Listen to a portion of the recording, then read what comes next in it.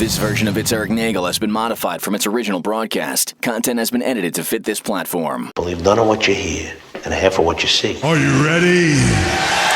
I said, are you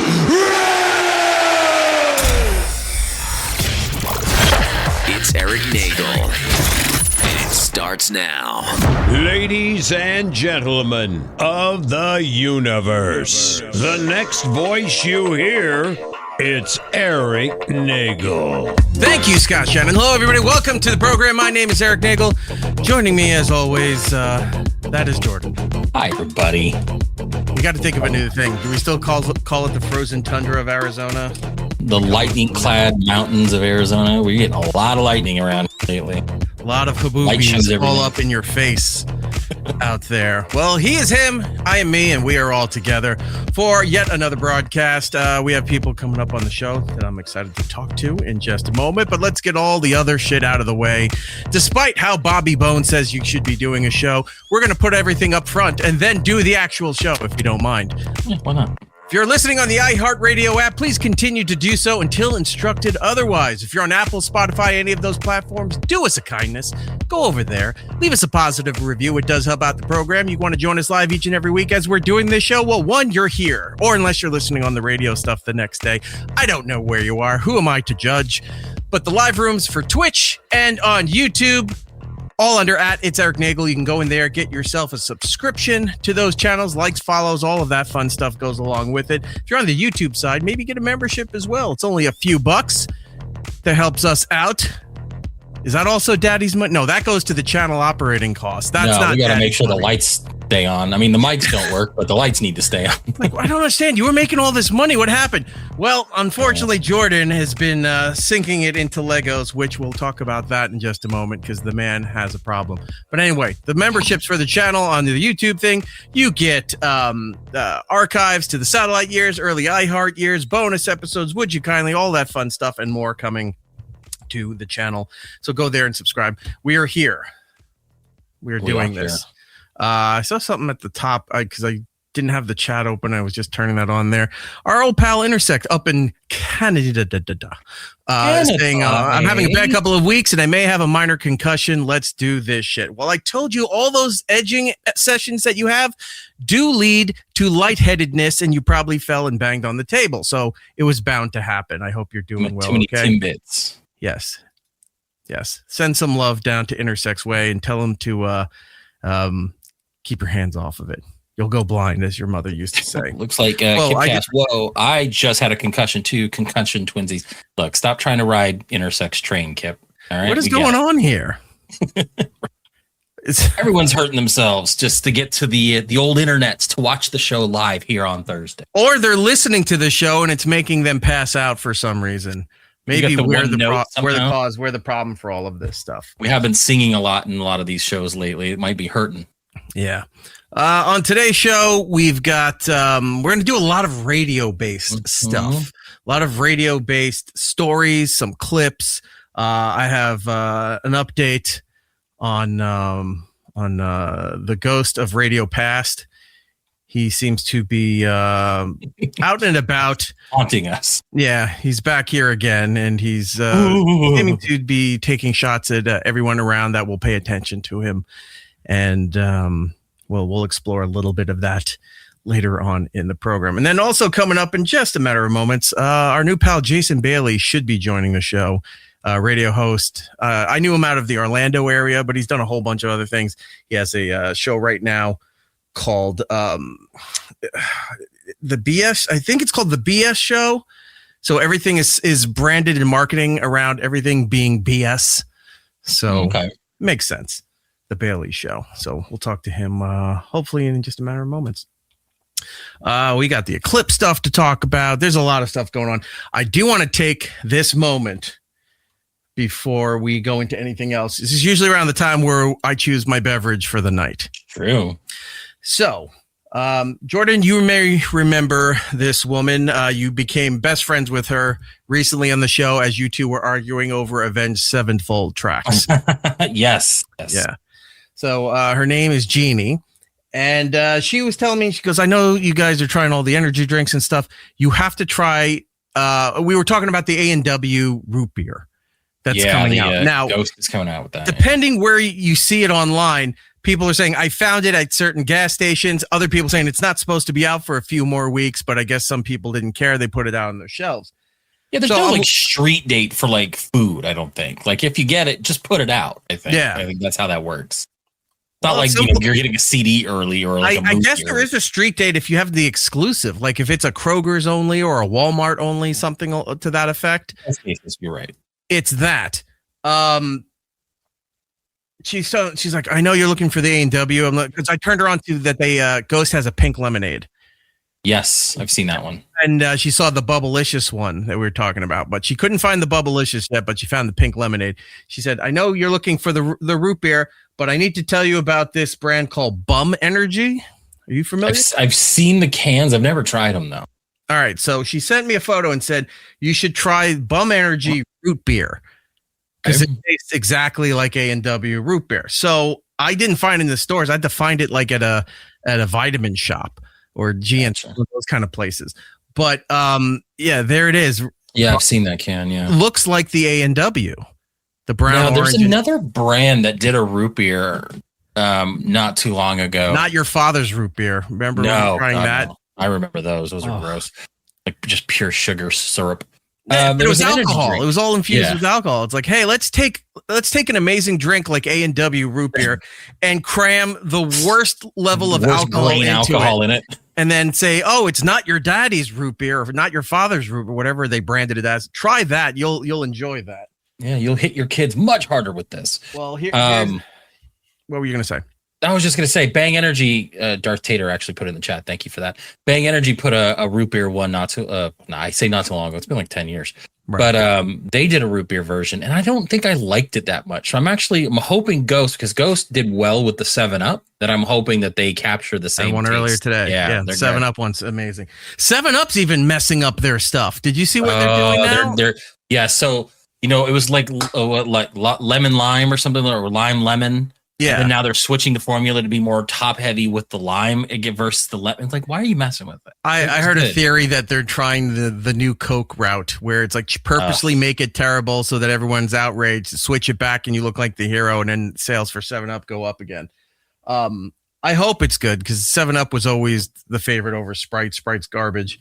But anyway, so when Jeannie said, oh, go and try to find this Bum Energy A&W root beer thing, right? So I found it. Then I also found they had a cola version. Nice. They have their own Dr. Pepper version called Dr. Bum, which is also, don't Google Dr. Bum. It leads you astray to another sort of website. And then, of course, this is what broke me down. It's my all-time favorite drink, iced tea lemonade. Yeah. So I said, you know what? I'm getting all of them. I was just trying to get the root beer because she suggested it. But it looked like I drink them all right now during the show. Which one do I do? All of them. Let's just see what happens. Stone cold it the whole time. Boom. Yeah. Do the root beer. All right. We've been talking about the root beer. I want to see how that one is. We kind of would guess what the other ones would taste like. Let's go with the root beer. It's the tall girl cans, the White Claw cans, skinny cans. Yeah. So you can Oh my God, it smells dead on. Nice.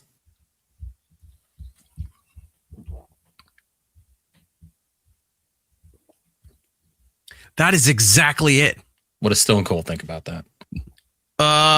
Where's Stone Cold? You'll be ready for these things, man. That is indeed a tasty beverage. You're right, Stone Cold. It is. This is fantastic. Awesome. I'm amazed how this is spot on to A&W. Wow. That's awesome. Because Please I tried my next beverage. Hang on, Stone Cold. We're trying the root seriously, like we're trying to do a show here. I did try the A&W cream soda float that they just put out not too long ago, and I just really didn't feel like it brought anything to. Like it really just didn't matter. Nothing. It was weird. Yeah, it was. I saw that good, but it wasn't like great. I saw that big display in some of the stores. I think I sent you a photo of one of the displays. Yeah, I think so. Yeah. What I got to give it to A&W. The fact that they said, look, we have this 70s aesthetic here where we're going with the orange, brown, and beige. We've had it forever. We're never changing. The display even looked like it was from the 70s. Right. Like it's like, what old supermarket was this from that they just put the new stuff on there? It's got dust on it. They're like, but kudos to them for staying with the brand and the gimmick. And remember in the 90s where we were all just comfortable with two competing root beer brands just out there making commercials? A&W and Barks. Like, did we really need this? Like, it was weird. It was just like they were just fighting each other. And if your high school was lucky enough to have a soda machine, it had one. It always had the one or the whatever other flavor you liked. It had the opposite. I think mine. Like, it was Barks. disappointing. I'm a Pepsi guy. Oh, look, Sierra Mist. Yes, it's gross. a Pepsi product, but it's fucking gross. You might as well just put Sprite in there, but they didn't. Not Sprite. All right, so we'll continue with this throughout the show. But I've never heard of the brand till she brought it up. But I'm amazed. Bum Energy root beer. It's not over chemically like most of the energy drink stuff is. This just tastes like you're drinking A&W root beer. I gave my daughter, so for my birthday, my brother came over and he brought over a couple of those Ghost Energy Bubblicious, and I'd already tried them like the week before with you. You and I had already done it on the show. So I was like, all right, thanks. And so I saved it, and I said, I gave it to my daughter. She's, a sugar fiend. She likes the coffee stuff, and she what's the drink that I keep telling you that's at Costco? She drinks the Alani's. Yeah, which have the new. They're bringing it back. They have the apple caramel ones now again. So I gave it to her to let her try it. She smelled it. She goes, "Oh wow, it smells like bubblegum." She tried it and she goes, "Nope," and wouldn't even drink any more of it. Like, apparently that was really. That's what I said. I was like, "Are you sure?" Because this seems like this would be up your alley. I didn't expect it to be good. Too much for me, and I didn't expect it to be good, and I was expecting to taste like my kids' her cough syrup and stuff, like grape and bubble gum, and I've tasted that stuff before. I was expecting it to taste like that, and the fact that the Bubblicious Ghost Energy drink tasted okay, it was shocking. What they need to do is make an energy drink that tastes like the amoxicillin that you would give kids that came in the pink that they had to mix and you had to shake it and put it in the fridge. I don't know. For some reason, the antibiotics they would give kids that was pink and that smelled like that. I don't know, man. Doing that, all those bald-headed children will raise suspicion. You got to be careful with that stuff. All right. We'll get into more of the drinks and stuff later. We got a whole bunch of other stuff to do. So anyway, as we said at the top of the show, we're going to be doing a lot of radio-based stuff for this program here. And I wanted to bring this gentleman on. I found his podcast. I'll have to say accidentally, but I found it online. Somehow it got into my algorithm. He had, remember our old consultant, Mike McVeigh? Mm-hmm. Right? He had Mike McVeigh on. And I saw a clip and I went, I want to check this out because I enjoy the Mike McVeigh, and went over to his podcast and was watching the interview that they did. And I said, this is pretty good. Looked into the guy a little bit. And I remember him down in Orlando as Buckethead on JRR, the rock station down there, which was the sister station to the talk station I worked at down there. Real Radio, TKS 104.1 down there. So I reached out. We love talking to radio guys. I said, "Hey, want to come on?" Yeah, sure. I showed him everything. I'm like, "Look, we're not going to waste your time. We're wasting his time now because he's sitting in the green room as I'm doing this intro. But we're doing all this." I was like, "I would love to have you come on." And the stars aligned. Maybe it had something to do with the eclipse. I don't know. But please say hello to Jason Bailey. Jason, how are you, sir? Hey, what's up, fella? Hey, don't worry about me. I love what you guys have been doing for the last 5 minutes. Yeah. Riveting, right? No. See, that's where radio, we get in our own heads of what's riveting and what's not riveting. Right. The line of the school would only have the drink that you didn't want. Yeah. Your audience, if 90% of them, that did not resonate and they just turn to each other if someone was next to them and go, "Son of a bitch, he's right." Yeah. That's the good stuff only radio people can do. Yeah. Then there's that third school that's like, "What the fuck, Fruitopia? God damn it." I didn't get any of it. How did they load the machine this morning and it's still warm?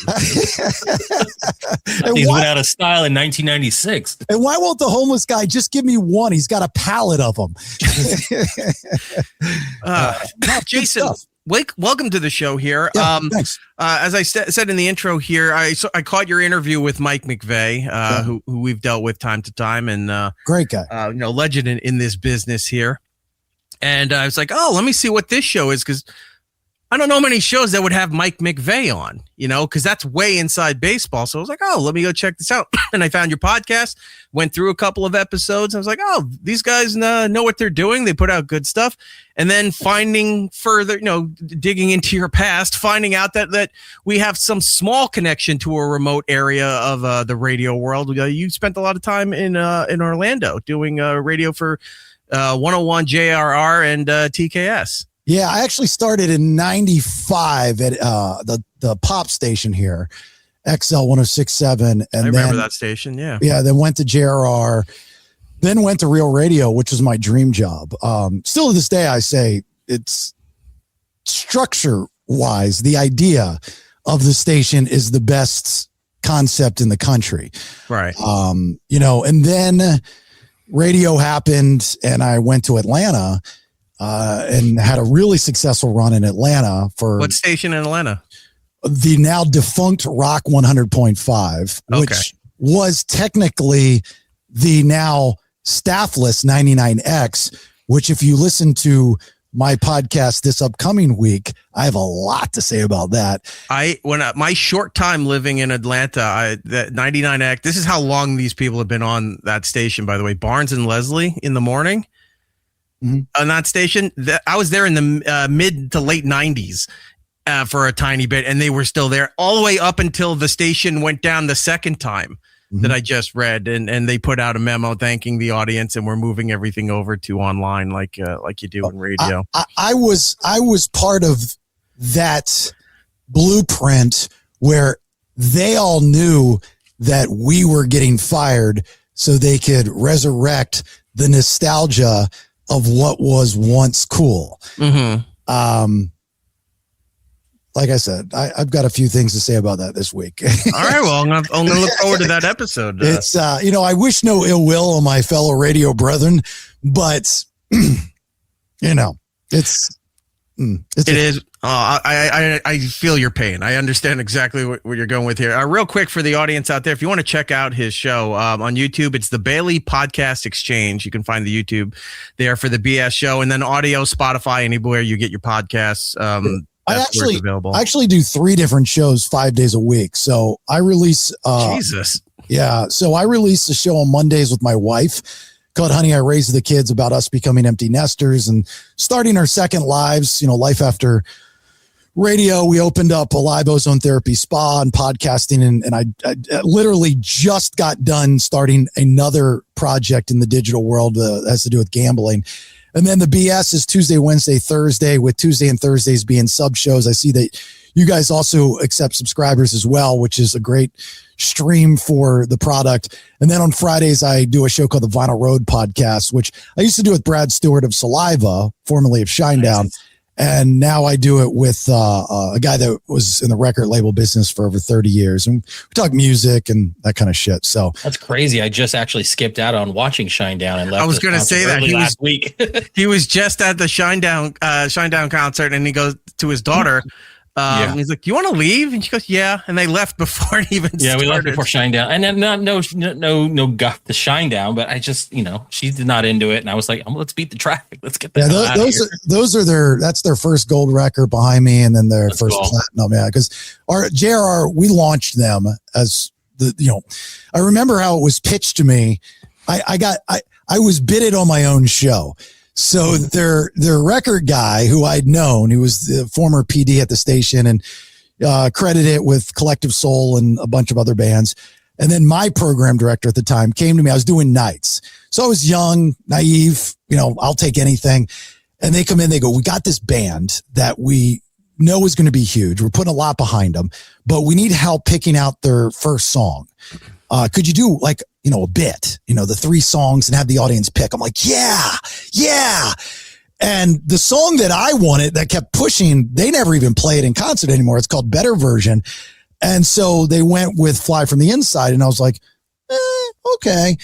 Later only to find out that it was all a bit. It was a work on me. So I was like, all right, well, that's cool. So, but anyway, great guys. Hell of a story. I was, fortunate enough to be there from the beginning and watch the band grow, and those guys deserve everything that they've got. They were a hardworking band. Great to be still at a time at a radio station where you can still have that kind of impact, that kind of influence, where you could break a band or help promote something. Where I'm trying to remember the time I would hear you at JRR was in like early 2000s, I think, right? I was there 2001 to 2009. Two of those years, I moved to Tampa and I was doing mornings at 98 Rock, and they simulcasted my show back. Okay. So 2001, and then I went to Real Radio in like 2009. Yeah. Did you take over after Bubba left, or? So I took. Are you talking about JRR? No, the 98 Rock in Tampa. No, he had been gone for a while, but then he came back on the Cox station. Right. Last year. I was like a BB gun shooting a tank. It was just not going to happen. Even though show was getting better, I still had a lot to learn even at that time. And but I was no match for Bubba in Tampa. It wasn't going to happen. Yeah. Wave the white flag kind of thing. I was like, all right, I got it. I'm out of my league. I understand. You do rock in the look. It's not even that far, even though the 2000s is technically 20 years, different from us. That still was like the last remaining time before corporations really just cut, paste, playlist. Here's the research. Here's what we're doing. That's it. You had no influx. You couldn't play a listener request, even if you wanted to. You couldn't break a local band in the area if you wanted to. You were right there at the tail end, which is amazing to see that there were still people out there during the 2000s helping musicians and helping bands out. Yeah, and the early 2000s for rock fans was the last rock revolution too. Yeah, it was the last time rock was mainstream, and it was like this orgy of genres in the rock world. You had your classics, and when I say classics, modern classics, Metallica, Tool, those types of bands. Then you had your grunge that was making a comeback. 80s was popping, kind of just like saying, hey, don't forget about us. And then you had this launch of this, what we called active rock with Shinedown's and Godsmacks and Seven Dust. And then you had Chevelle, yeah. Then you had the new metal stuff of Papa Roach, and, Biscuit was still around, and POD and Linkin Park. And then you had the pop punk stuff, Good Charlotte, Starting Line, CYK, all these types of bands that were just this really nice playlist of rock. So you didn't get caught up in that mundane thing. Mm-hmm. It was almost like you were listening to a top 40 station on a rock station. And rock stations at the time too had to decide, I know JRR did in Orlando, whether you're classic rock or you're this what's now being called new rock alternative. Those alternative stations, like the 99Xs or the 97X in Tampa, even Orlando back, way ahead of its time.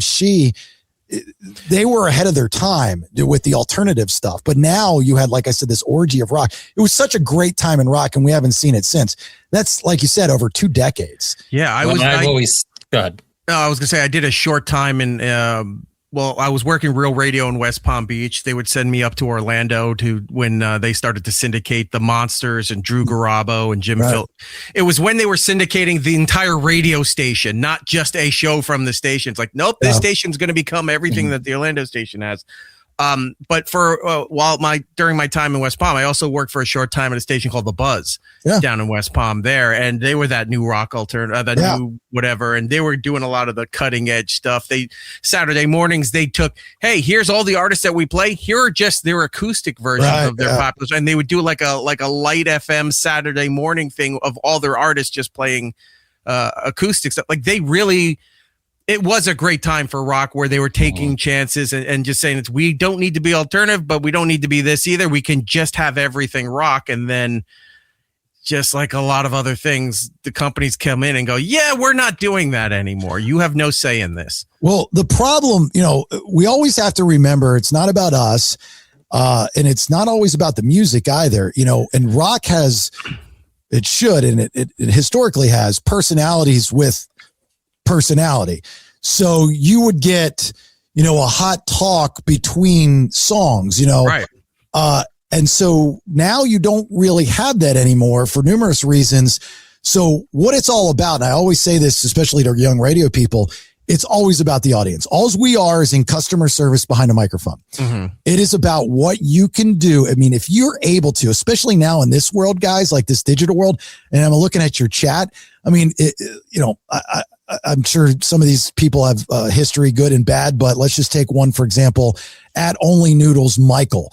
For Only Noodles Michael at 9/11 to make the comment, "Sup, boyaz," like, you all should be extremely grateful. I know I am when somebody makes a comment, because that's taking a second out of his busy life to comment on your product. Mm-hmm. That's what. Now, if I could play devil's advocate real quick, fuck that guy. Did I pick the wrong one? That's his brother. Oh, is it really? Okay. I didn't know. I just picked one. So, but just saying, like, any of these people, and that's the business that we're in, is the customer service business. What the radio industry now has done is they've killed the CRM, which doesn't make any sense to me. That's one of the things I was talking to Mike about. Now that I'm a business owner and like I own, the Alive Ozone Therapy Spa, I'm teaching myself and getting very good at taking what I've learned in radio, branding and marketing, advertising, that stuff, but learning lead management, drip campaigns, and all that other shit. Like, that's money. And you have a morning show or a personality that's been in the market for 20 years and has that kind of brand. Their listeners, the radio station might have screwed up and not done a newsletter or created a database, but that is a living, breathing, organic database. And when you get rid of that person, you've just deleted that database. Yeah. Just deleted it. Mm-hmm. And they're deleting all these databases, and those people are going to be like, it's not the day and age where it's like, well, I've got to find something else on the radio. I've got to get used to the next thing that you do. They're like, GFY, dude, I'm going to go and listen to you guys or me or somebody else on a podcast. I mean, like, just take your pick of what you want to listen to be entertained. That was part of the conversation with Mike, but Mike is the one, he's like family to me. So he recruited me from Orlando to Atlanta, and we became very, very close. Myself, Mike, and my wife, we would take care of him when he's sick. And, just the whole nine. I'd give my life for Mike McVeigh. Yeah, outside of the radio stuff, he's just like, when God made Mike McVeigh, he threw away the mold. Yes, because you could tell he's in a room, not even seeing his face, but you see an outfit and you go, that has to be Mike McVeigh. You turn around, of course, it's Mike McVeigh. No one wears a suit like that but Mike McVeigh. Some of those shirts came from me, by the way. I would always get him. I was like, if I'm buying the man a shirt, it can't be under $250. I know that for a fact. So it was always has to be like this. I was like, and I'd give it to him. He's like, wow, Jason, that's an expensive shirt. Thank you very much. I'll consider you for my Pittsburgh station now. Yeah. So I don't know. It's the business, guys. It's when let's go back to some of the basics here. Then, what got you into radio? Who did you listen to? What did you listen to? What stations got you in the bug in you to want to pursue radio?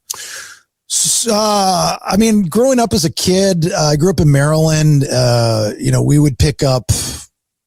There was nobody that stood out, to be honest with you. When I was in college, I transferred to UCF 95, 96, 97, University of Central Florida in Orlando.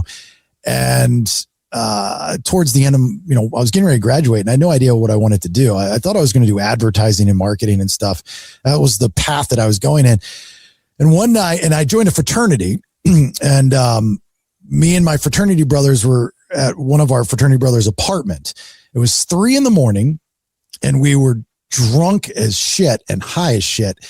And we're listening to the radio on this big tower, system, like what we'd have.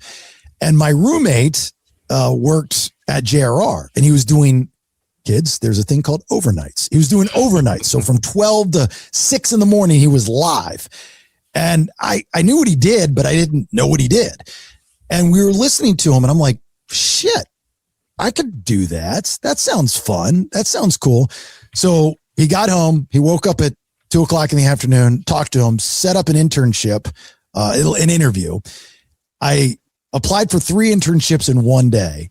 One with the Orlando Predators, the arena football team, another with XL, the radio station that I started at, spoiler alert, and the other one with JRR.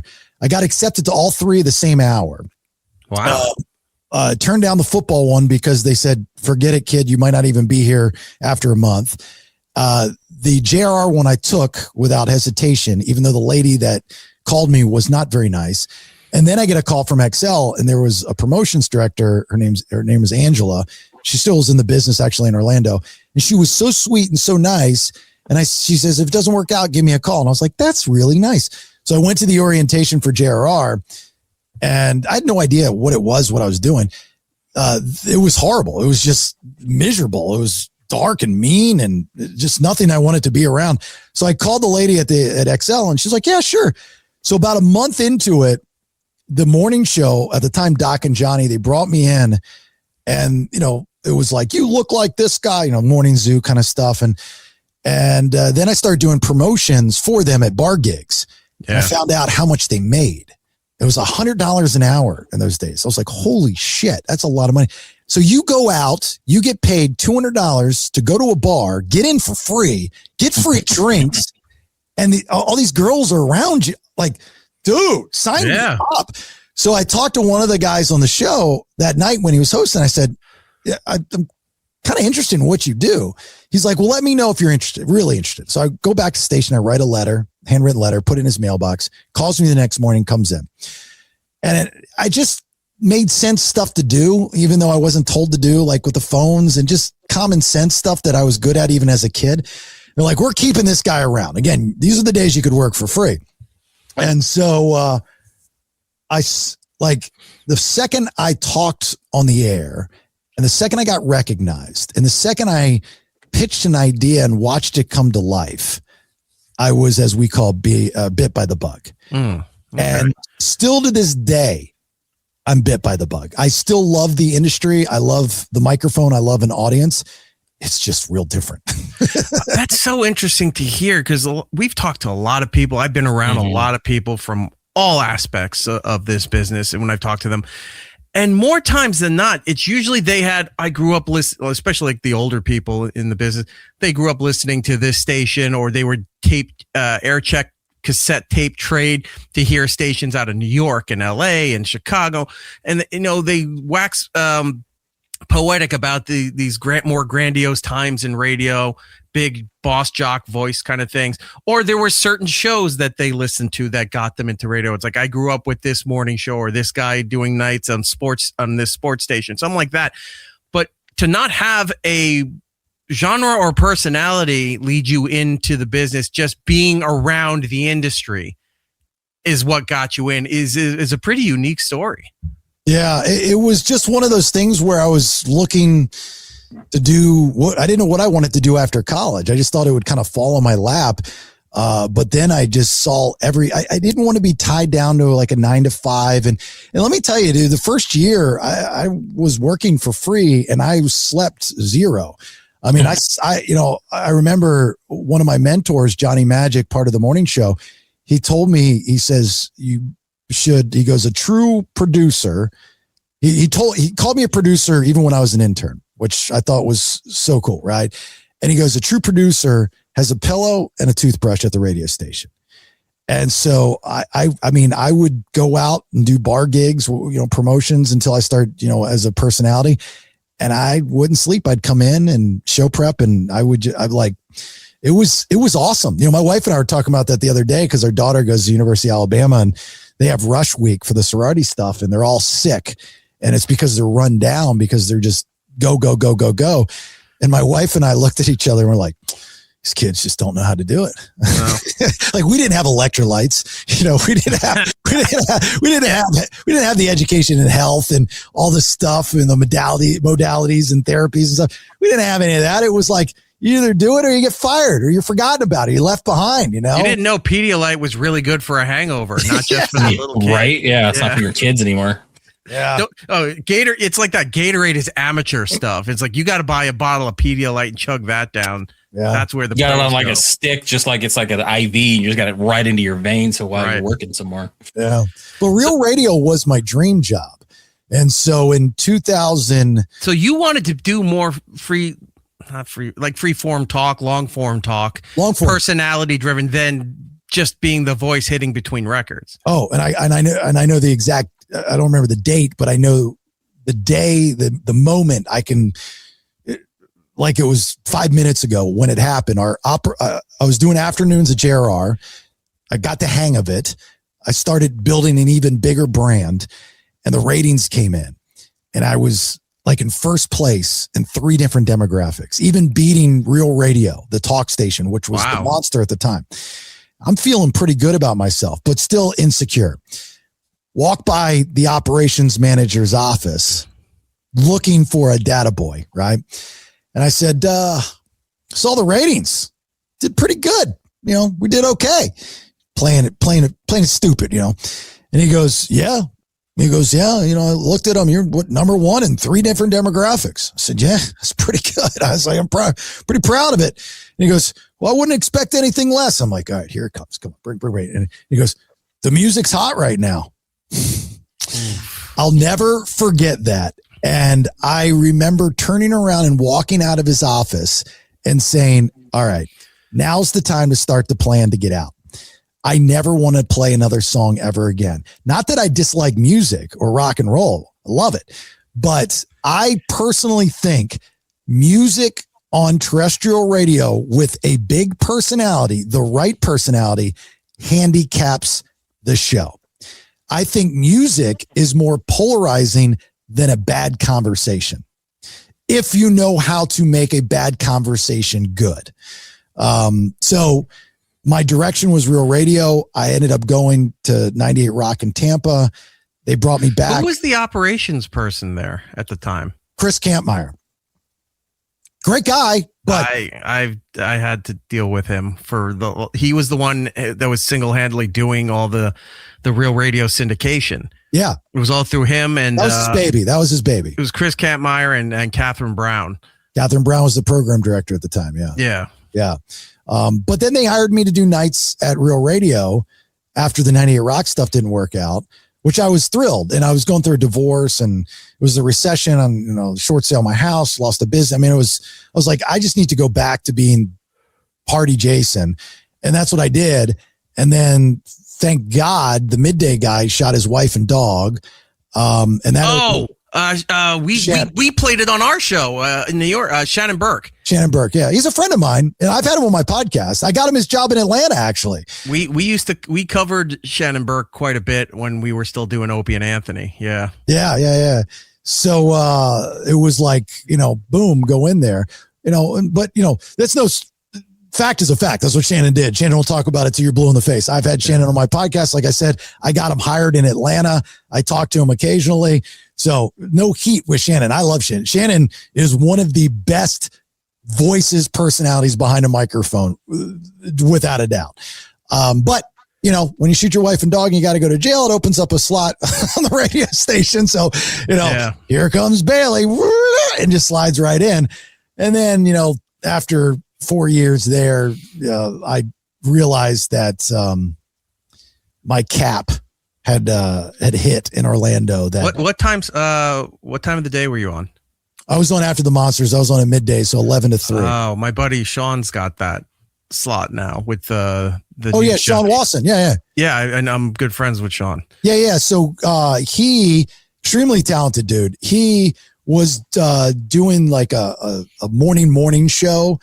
And then when I did not renew, it was a no-brainer because the guy, he came from Chicago, I believe.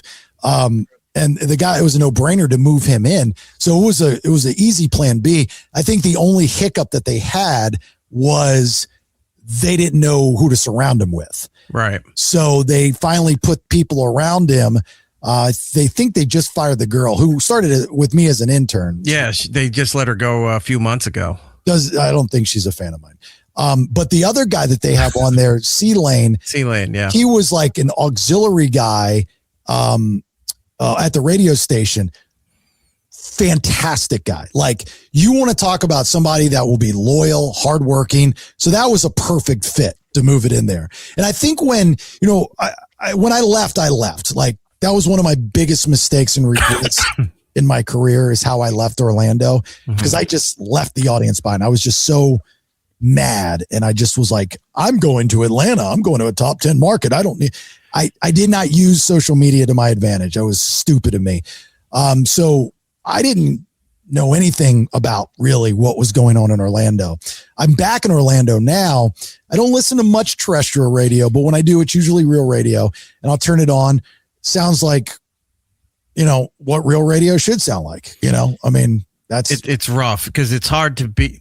I know what that station was and what a lot of those shows used to be, and to what they've either aged or have been handcuffed by the times and the way companies run things now. It's not what we knew back in their heyday and stuff.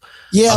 But it's relative, people don't give radio personality.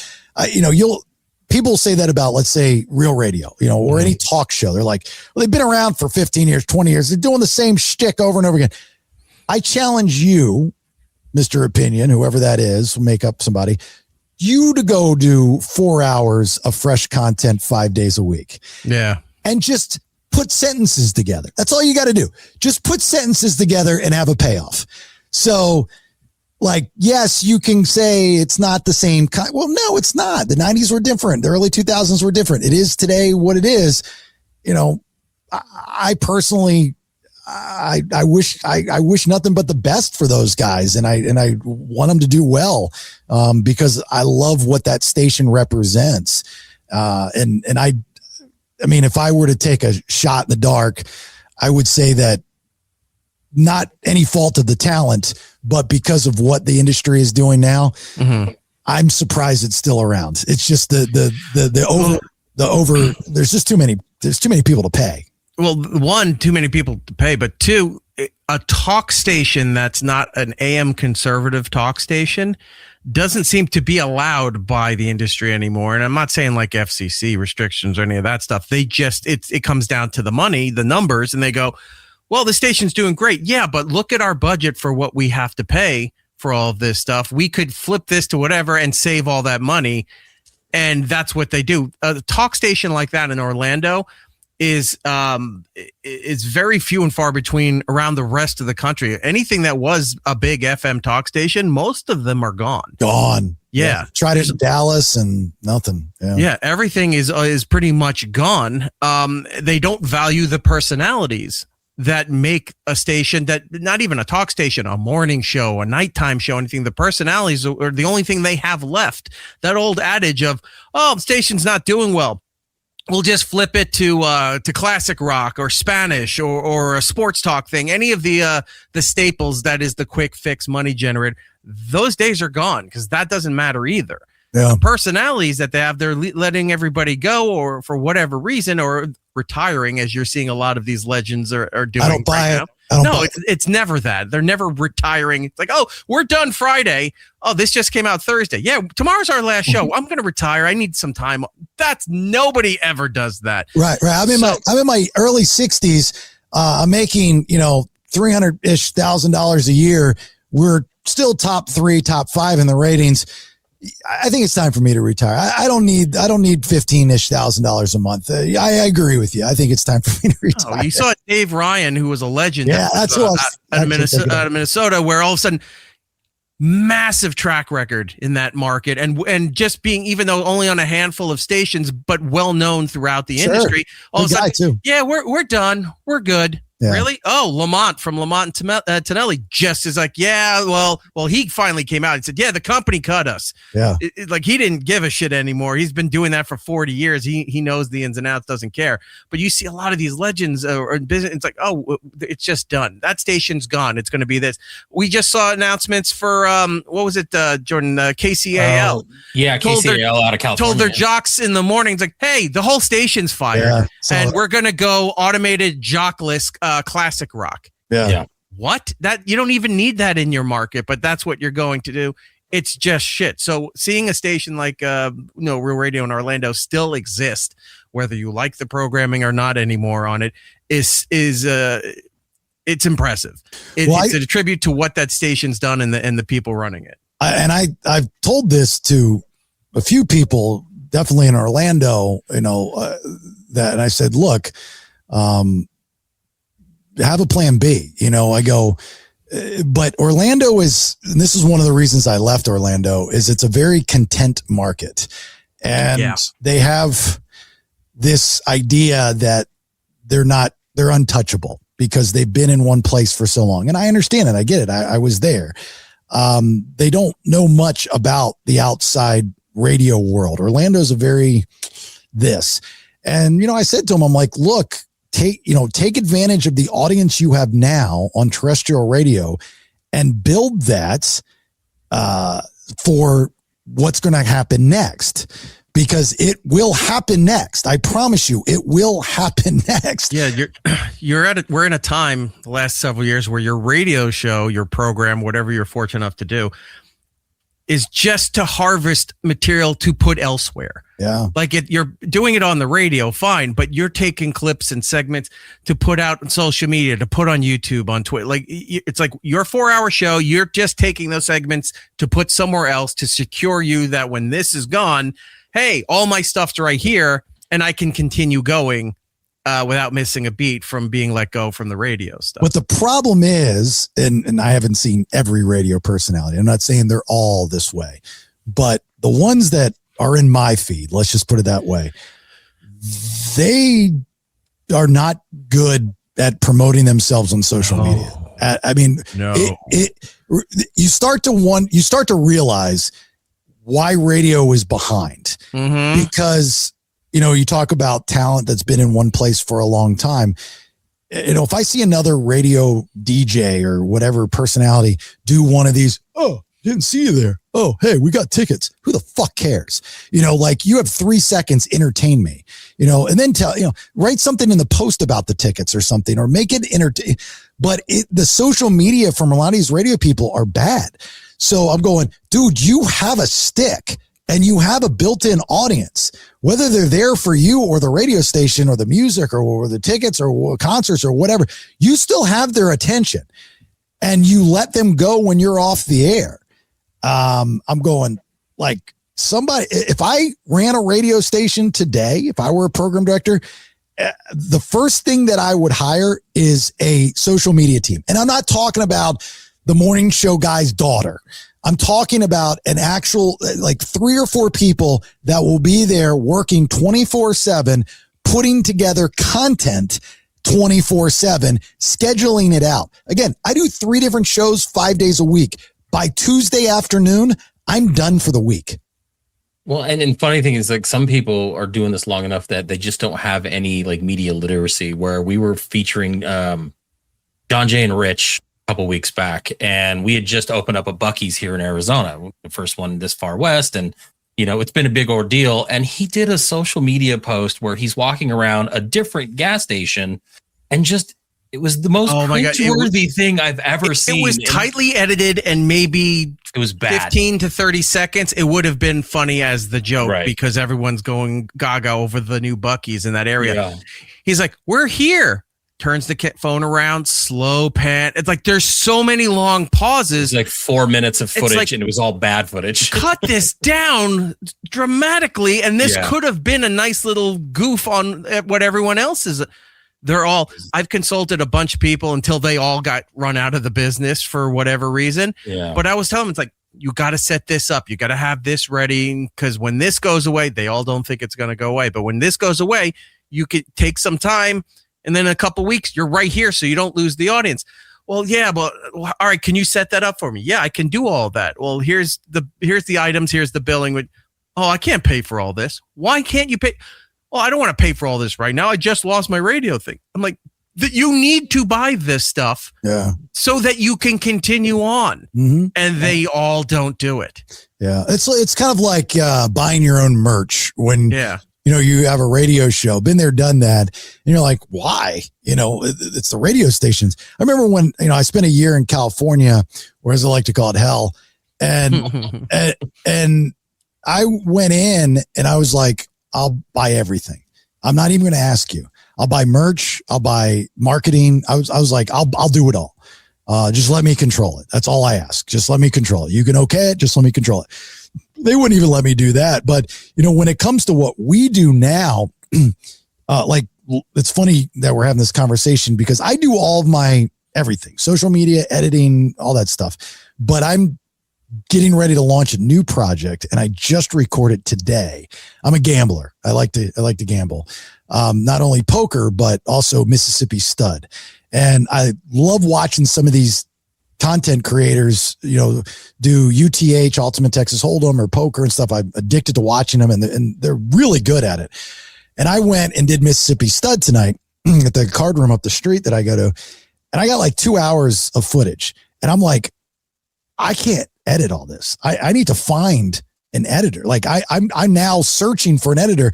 So my point of me saying that is like, I'm willing to invest however much money it is for somebody to go through that footage, save me the time and effort of doing it, and give me 2 months of content for, $1,000 or whatever it is. After tonight, I can afford it because I did really well. But so it's investing in yourself. You have to do that. Right. Radio DJs, personalities are so used to like, well, if they're not going to give us the money, then screw it. I'm not going to do it. And you can't think like that in this world. You guys know this. You can't think like this. I mean, look at the signs. I think the biggest expose to the business about the people working the business not prepared for everything to fall apart was when COVID happened.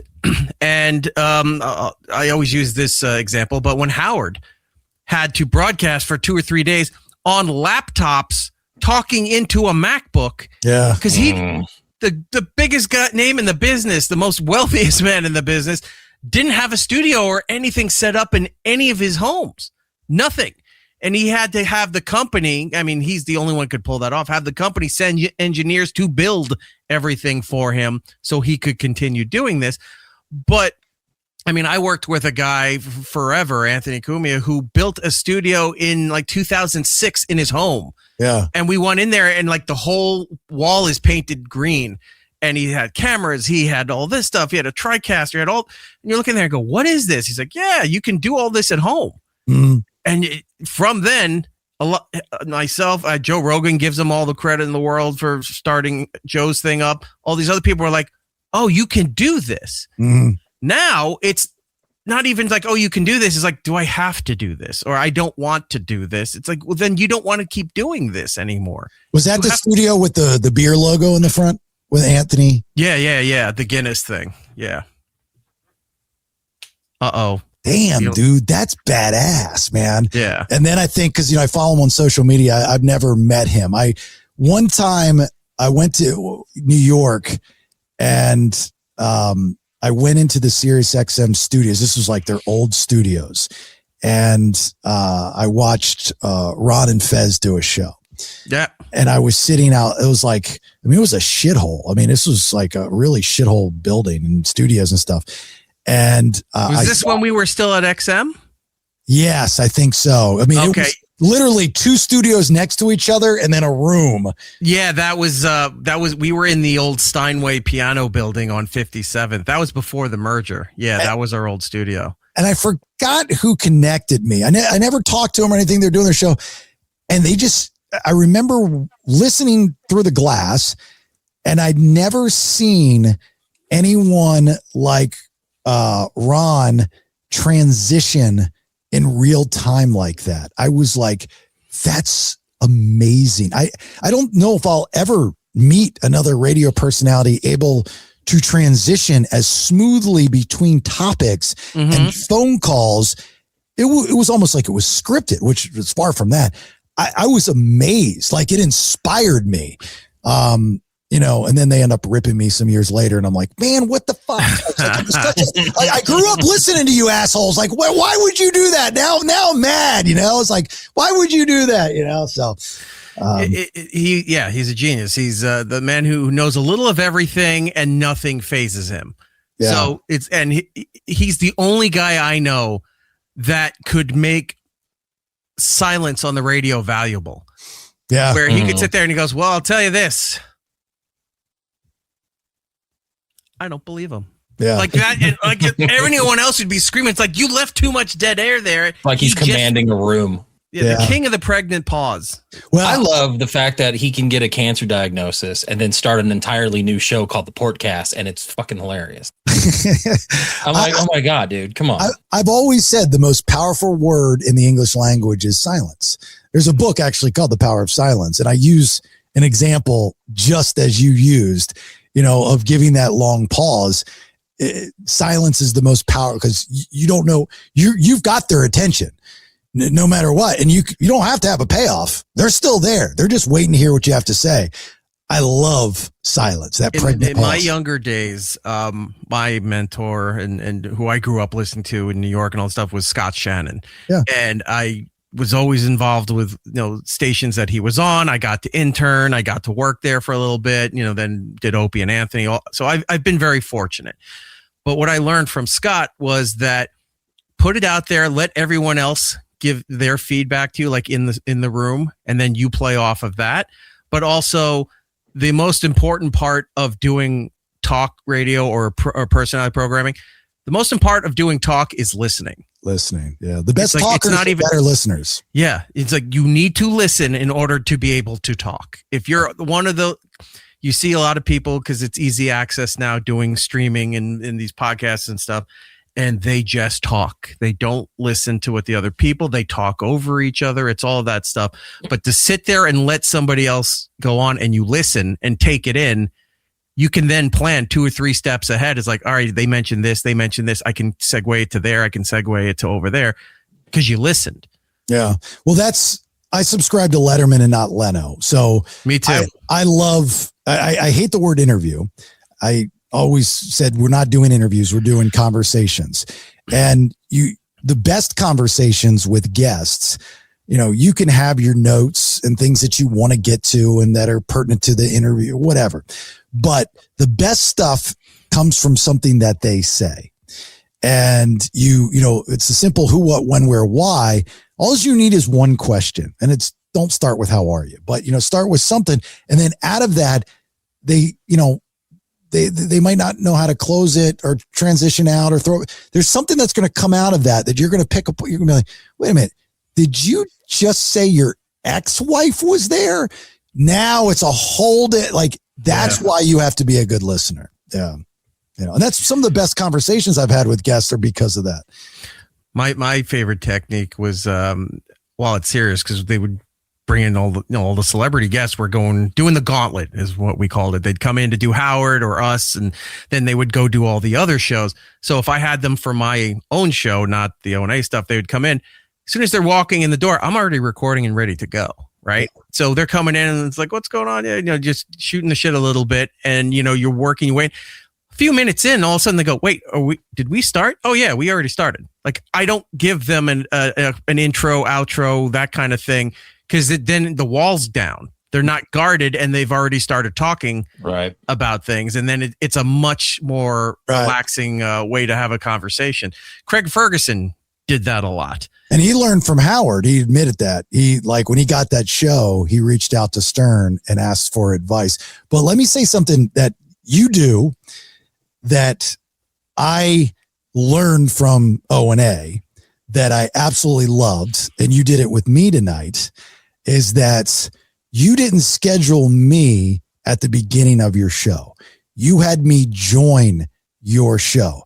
I loved Opie and Anthony. They would have guests, not scheduled, not set up. I remember listening to David Lee Roth and maybe a wrestler and a comedian. It was just everybody, and they were talking to each other. And occasionally, questions would be thrown. It was just a conversation. It was like the final supper of what the fuck. and I remember just going, that's how you do it. So I started to do that with guests. I would purposely start early before they came in. So they joined the show. So you had that, hey, come on in, You'd hear the door. You hear them talking in the hallway before coming in. Just something about that I thought was cool. And so I remember working with certain people that just didn't get it, I guess. And they, like, why would you do that? What, you let them go before the break, which I hate break. It's segment if you don't play music. Right. You let them go before it was over. I was done with them. They were boring me. It's, time for them to leave. If you're done talking to somebody, say goodbye. So I learned that from Opie and Anthony, and I do what you did with me on your show. I do that with my guest on my show as well. I start out like for 30 minutes talking about something, and then they'll join live during that conversation. I just love the blueprint of that. I think it sounds cool.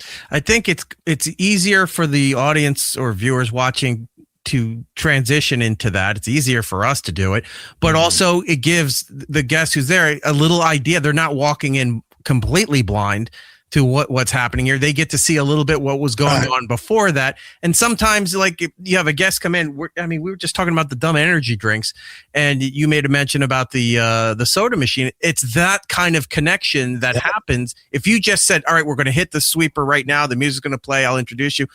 Everybody's, very formal, ready. We're in our places, ready to go. There's no give and take. There's no ease into it. And I'm glad I'm glad to hear that you're doing that. More people should be doing that. Well, and all credit to them, because I didn't invent it. Absolutely. I saw it from them. But when you go to a party and you have 20 people at the party, all 20 people don't show up at the same time. And so what makes the party is the guests showing up, staggering each other, and then coming in and joining in the party and the conversation. Hey, Michelle, we were just talking about you. We were talking about the time. Hey, come on over here. This is such and such and such. And it's just so easy to do it, and everyone's comfortable. Yeah. And people, who brought the dog? Yeah. Fucking Michelle. And the audience doesn't understand little tricks like that. Subliminally, how it works on them, we do it for them because we think / know that it's good for the audience and the content, but they don't understand that there is a method behind the madness of, for all of us, it comes natural, but for the audience, they just take it for granted. And in radio, you hear a lot of, especially now, these very inexpensive talent that they're putting in places, or they have the promo guy that now has a show, or, the janitor now has a show because it's funny and they call him janitor, whatever the case may be. All these cost cutting talent, they don't know how to do that. It's so, I heard that you decided to not go home yesterday. Like, what the fuck? That's not worth another $100,000 to bring somebody in that knows how to actually have a conversation. we started to see a few years ago that there's an old John Oliver segment that he does on his show Last Week Tonight, where he knows a lot of the news prep service goes out to all these affiliates and smaller local stations, and he starts playing all the news clips and then it goes like there's one screen, then there's two, then there's four, then there's 8, then there's 12, and they're all saying the same thing at the same time because they're all reading the same copy. We started to see that a few years ago with radio in the social media clips that they were putting out. And then I'm like, why are they doing the same thing as this? And then you're finding out they're all just relying on the prep sheet. From whatever service they have, they come in. If that prep sheet's not there, they don't have much to talk about. They don't do their own prep on top of that. Like if when we used to have, the iHeart service stuff, but like the only thing I used it for was, here's celebrity birthdays, and what other is this National Cheeseburger Day for the 4th time this year? Right. That's what we would have. But all the other stories and everything is stuff that we curated, that we put together so we could talk about this stuff. And if it's on that sheet, I'm like, all right, so we're on the same page. But we're not using that stuff. They all use that. And that's sad to see in radio too, because they're getting what they pay for essentially. So when radio, and I remember this, it was actually a mandate. In Atlanta, we had a talent coach, and they were like, don't say I or me when you're telling a story. Now I think of I think a lot of that had to do with the guy I was working with. He was very in love with himself. I'd never met anyone so narcissistic in my life. So I can understand. I think that was kind of a management-y type of way to do it. But still, the concept of telling a story, they wanted you to tell a story in a way where it wasn't so much about you. You're pushing it. Like, it was all these rules to telling a story. I'm a fucking good storyteller, and if I want to tell a story and I want to say I and me, let me tell my damn story. You know what I mean? I subscribe to the theory of, and I'll use the soda energy drink conversation that you guys were having. There's most likely no one else in the country, in the world maybe, at this time, telling a story like you guys told, talking about energy drinks. The exclusivity of your story, no one else has. Everybody's going to talk about the shit that's in the show prep. What's the craziest place you ever, had sex? Call us now. Because today's National Sex Outside Day. And, I'm clever. I came up with this cool phoner. That's easy. But for you to tell the story of how you caught your son shaving his pubes upstairs in the bathroom and him leaving the sink looking like a homeless guy just shaved his beard, or Bin Laden just shaved his beard. No one else is telling that story.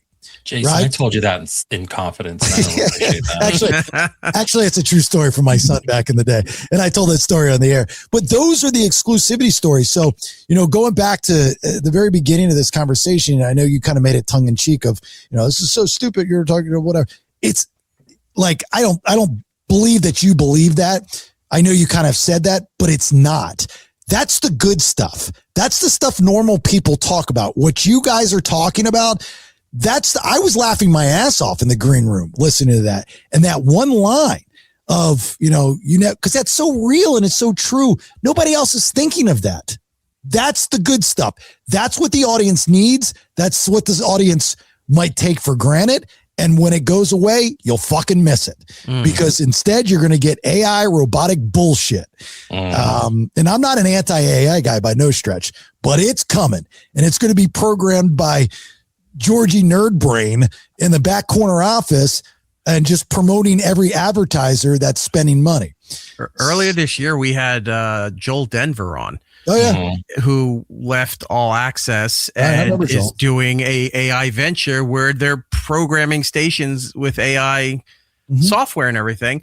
And I really am not a big fan of that. And, I know AI has its uses, but I know when everybody and every company says like, oh, AI is just going to be the miracle problem solver. We can get rid of everybody. Just spend the money on AI.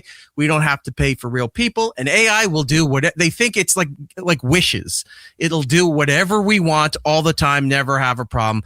It's not there yet. It's starting to get there, but it's not there yet. And I had a big problem with this with some of these stations. So we had, I put something out there and he responded. So I said, would you like to come on and talk about this? And he did.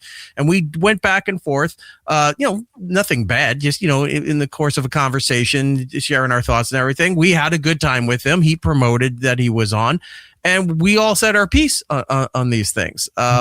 The AI stuff is unfortunately going to be there, replacing a lot of human capable personalities on these stations. You got to start prepping to move somewhere else to go do this. So, I don't know how old you guys are. I'm guessing we're all around the same age. I'm 51. You remember as a kid, that old, you get caught smoking cigarettes, you get locked in the closet and you have to smoke an entire carton. Yeah. Right. I'm going to make you smoke all these until you don't have the taste for it anymore. Which the concept is pretty stupid, but it was, by the way, people watching, it was a real thing. It happened. It was, but it didn't affect episode of The Simpsons. Yeah. Yeah. It didn't affect me as my dad would lock us in the car, lock the windows and smoke a carton and then wouldn't let us smoke. Yeah. So my point is burn it down. I want radio to go full AI. I want radio to see how bad they screwed up because Mike McVeigh would tell you the same thing. And you could probably find clips of him saying this is that radio has yet to hit rock bottom. And I want to see radio hit rock bottom. It's not the personality's fault. It's not promotion's fault. It's not production's fault. It's not even the sales department's fault. It's the same guys in the corner office that think they know everything that are trying to save their jobs, and they're listening to some nerd in front of a computer throw out numbers. And I'm not an anti-numbers guy or an anti-data guy, but there has to be a happy mix. And when corporations start taking over and you don't have radio people running radio companies, you have boardrooms looking at spreadsheets running radio companies and decide who lives and who dies. Look, fuck you, burn it down, go all the way down to the ground. I want every single one of you assholes to lose your job. So then you can finally say, you know what? We had something good. Now look at where everybody went. So here, I have a theory, and I've been trying to accomplish this. You guys would be perfect for this as well. And I had it for a little bit here in Orlando. I think part of the future of radio should and could be what we do.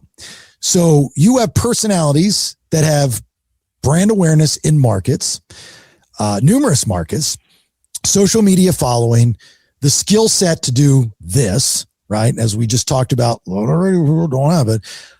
So why not hire us for pennies on the dollar? No relo, no insurance, just pennies on the dollar to cover our brand. The only stipulation is you can't have exclusivity. It can be everywhere. You're on iHeart, you can be on Spotify, you can have subscribers, you can make your own money, you can monetize it, subcontract us out. It is being done. It can be done. There is a company out of the UK that is doing this on some stations. I condensed the Bailey Show podcast, put it on 2 iHeart stations in Florida. I don't think that it was packaged the way that it could have been packaged to, put Saturday mornings, that kind of thing. The one issue that I did find with it, when you condense long form into music, one, it takes some time to edit. But 2, you find yourself watering down your content for your digital. I noticed I did. I also was self-editing. So that's kind of a problem. But there's a happy medium.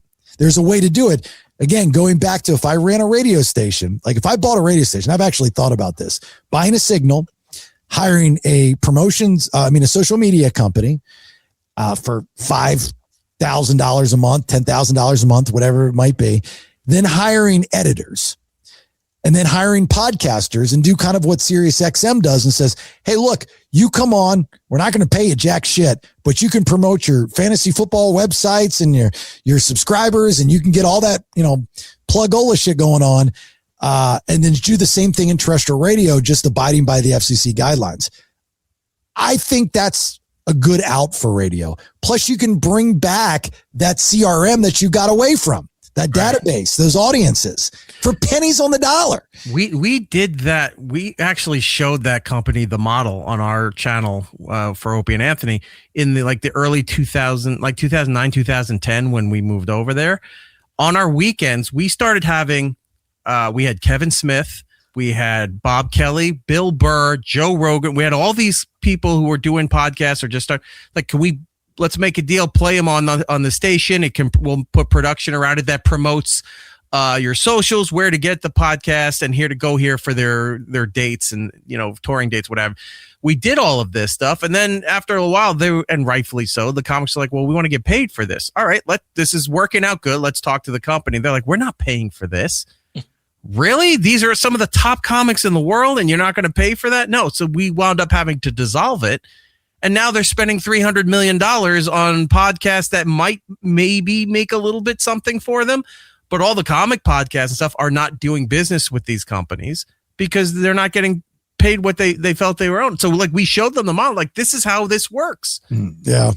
We had to dissolve it. And then, 10 years down the line, hey, let's start doing this. Oh, I wonder where you got that idea from before. Yeah. I pitched that to Real Radio in 2010, 2011, that, you mentioned Kevin Smith, I don't know if they still do, but his family lived in Orlando. So when he would come in Orlando, he'd come in on my show and just do the whole show with me. Yeah, his mom was down there. Yeah. Yeah. And his brother too. And so, he and Jason Mewes were doing their Smodcast at the Hard Rock, and they asked me to come out and open for them. I didn't really get it. I didn't understand, what they were doing. I was like, you're doing a podcast in front of a crowd? I was like, who the hell is going to show up for this? I remember going out there, and Kevin actually, and I've told him this, he was my inspiration for a lot of things that I'm doing today from that night. So I'm like, you want me to open for you? I was like, I'm not a comedian. I was like, I can run a room, but how long you want me up there for? He's like, 20 minutes. I was like, 20 minutes. I was like, okay. I was like, I got no jokes. I'm just a conversationalist. He's like, you'll be fine. You're great. You do a 4-hour talk show 5 days a week. You'll be fine. So I go out there, goes great. And I go up in the leathers and I go and I'm like, I don't know what I'm expecting. I watch these guys in a sold out Hard Rock, 2,200-ish people do their podcast. I was blown away at that time. This was probably like 2009, 2010-ish. I'm like, this is where it's at. So that's when I started thinking that way, by watching that and going, if they can do that, I should be able to. I'm not Kevin Smith. I'm not Jason Mewes, but I can do this. The problem that radio, one of numerous problems that radio had and has, is they did not and do not cultivate their talent. Now, granted, you can say some of them they do, like Bobby Bones and this and this and that, but they've had a roster of extremely talented people for decades that they could have cultivated those podcasts within their company, but instead they get all wet downstairs for somebody that's, been on a reality show or somebody that's been on a TV show or something like that. Any kind of low-level celebrity that they can, that's a name they're willing to spend all that money on, and then don't understand why it's like, oh, they did 6 or 8 episodes and they're taking the summer off. They'll be back in the fall for season 2. It's like podcasting doesn't work that way. You don't have seasons unless you're like a serial podcast or something where you need to do research and legal checking and all that stuff and then present it, fully produced. You can't do it that way because the audience doesn't stay for all that. And then when the season 2 comes around for their celebrity podcast, they don't understand why nobody's watching or listening to it anymore. They've dumbed down the profession. You're like, I hate guest DJs. Like I'll hear Sirius XM and I'll hear this scripted, person that had a hit song 20 years ago and they're the guest DJ and you can tell that it's chopped up beyond belief and it's all written out for them. And I'm like, okay, so you could have had somebody that's actually trying to learn the business or in the business do this and make their brand bigger. But instead you took somebody that had a hit song that nobody remembers from 1988 and you're paying them, I'm sure, to do that more than what you're paying any other radio DJ. Right. When I was in California, the dumbass program director that I worked for, he was allegedly friends with a guy that had a hit song back in the day. I don't know the guy. I've never met the artist. I'm sure he's a great guy and whatnot. And I've actually heard him guest DJ and this and that. He wanted to give this guy like the afternoon show. And I'm going, okay, well, he had a song that was not a rock song, by the way. It was a top 40 song. And you're going to make him the afternoon. I was like, is there not somebody out there that's capable of doing an actual radio show? I was like, are you kidding me? Sports stations do that too. They have a chance to hire somebody from their local franchise. They're like, oh, we can get this guy and we're going to put him on. Right. Well, that guy can't really talk. He's not even good for sound bites after the game when they got to talk to the press and they say the same thing. Well, we could have tried harder. No, we'll have to get him next time. It's all that stuff. And it's like, no, we think he'd be great. It's a name to put on the sports station in our market. We'll just have to pair him with one of our other hosts that isn't doing much. We can put them together. There's no personality gelling there to make it an interesting conversation every day to talk facts. When fans call up with the dumb stuff, you get that out of the way the first several days. But then when they're calling in to talk about it, and then they don't have in-depth perception of the game, other players, other things like that. And it's like you paid for a name and it did nothing. Yeah, I worked when I came to Atlanta, I worked, long story. I was supposed to get the rock job. It wasn't ready. I happened to go work at the sports station and it was horrible. I mean, I didn't make it a year. I couldn't do it. It was the hardest format that I've ever seen. It was like news, politics. I mean, it was harder than that. And what I learned quickly is that everybody that worked there, They knew nothing about the outside world. All they did was watch sports and know numbers. And I remember having this there's a guy that was like a producer. He would always book guests. He's like, you're getting the right tackle for the Green Bay Packers from 1976 on today. Like, he wouldn't even ask me. I'm like, I don't want him. Yeah. Well, no, he played for the Packers in 76. Like, who the fuck cares? Yeah. You know, like, does he have a story? It doesn't matter. I'm like, he was just available. Come on now. It was the craziest thing. And I remember having a conversation with this guy. I think he's dead now, but I remember having a conversation with this guy in the hallway. That's impressive if he's dead and you're having a conversation with him. That's fantastic. And he used the word demonstrative. And I remember kind of jokingly saying to him, I'm going, dude, can you spell that? Well, I said, no, I go, no real person uses that in real life. Right. He's kind of joking about it and stuff. And he got like face red, furious at me. And then I remember doing bits, which they weren't used to. Remember that offensive tackle guy that was bullying people for the Miami Dolphins back in the day? And he yeah. It was like in the locker room shit. Yeah, he had a weird name. So I had a producer at the time who came from Rock Radio, extremely talented guy, this guy Jake. Really, really talented guy. And he could do bits and parodies and stuff. And he sang and he was awesome. So we put together all these parody songs. Like, it was like, bully, bully, bully, bully, you know, and they were hilarious. Like, I'm the first one to say this sucks. They were funny. And I remember getting off the air, and one of the sportsy guys that played football in the NFL, he pulls me aside and he's like, do you think that's funny? I said, yeah, I think it's really funny. He goes, we don't do that here. I said, well, you're not on my show. So I do that on my show. You don't have to do that on your show. Mm-hmm. And he got mad. Like, I wasn't allowed to talk to him like that. And he goes, oh, by the way, also, we don't use the word idiot on the air. I'm like, well, then people shouldn't be idiots. I mean, if you're an idiot, it's almost kind of like a sign of love for me. But if you're acting like an idiot, I'm going to call you an idiot. They just had never seen that style of radio. So it didn't last long. Plus, I got written up on domestic terroristic threats. So I mean, that was by the way, to making fun of Richie Incognito. I mean, Incognito, that was his name, Richie Incognito. Yeah. So anyway, we don't use idiots at this station. I would have walked right back. I'm like, all right, you're right. You know, I understand. I'm sorry. I didn't know. I'm new here, whatever.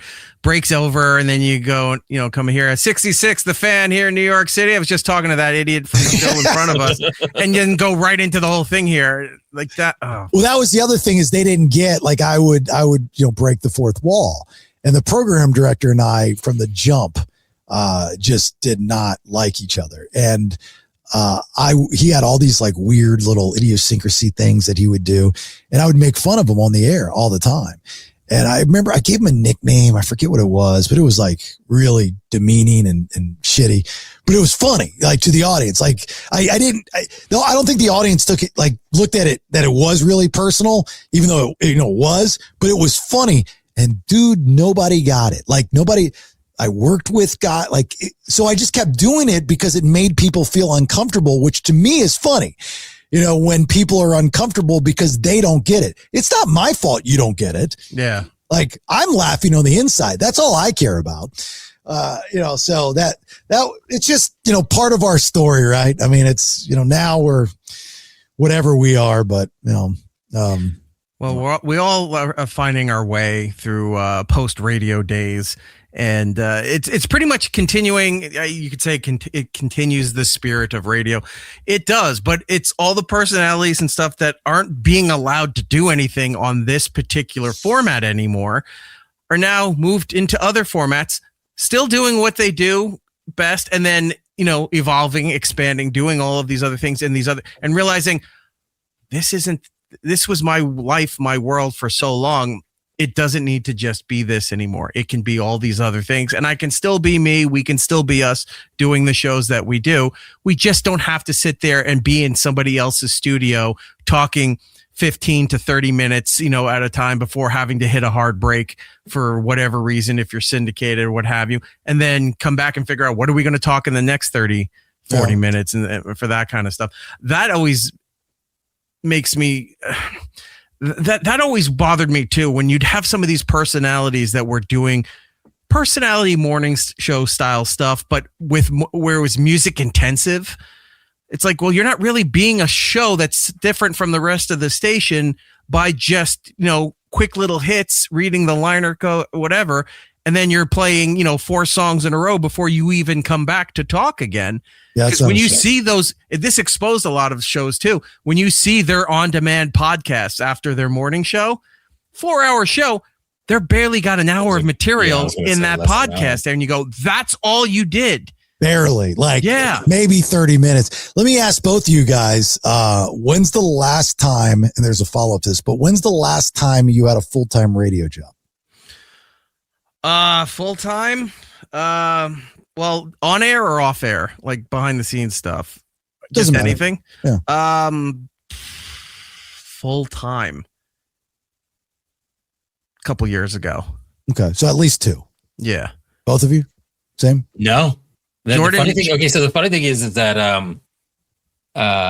Eric and I met during the height of COVID. So we all had mutual friends. Eric's been in the business, and I just knew people in the business, and so on. And we would hang out digitally because I'm on the West Coast. I'm in Arizona. He's in Jersey. And after a while, I said, you know what? I can do these kinds of things. And I started a podcast, talked about movies and things like that. But even before that, he was tied to a friend of my show out of Washington, D.C. called Big O and Dukes. And then it became the Chad Dukes show and what have you.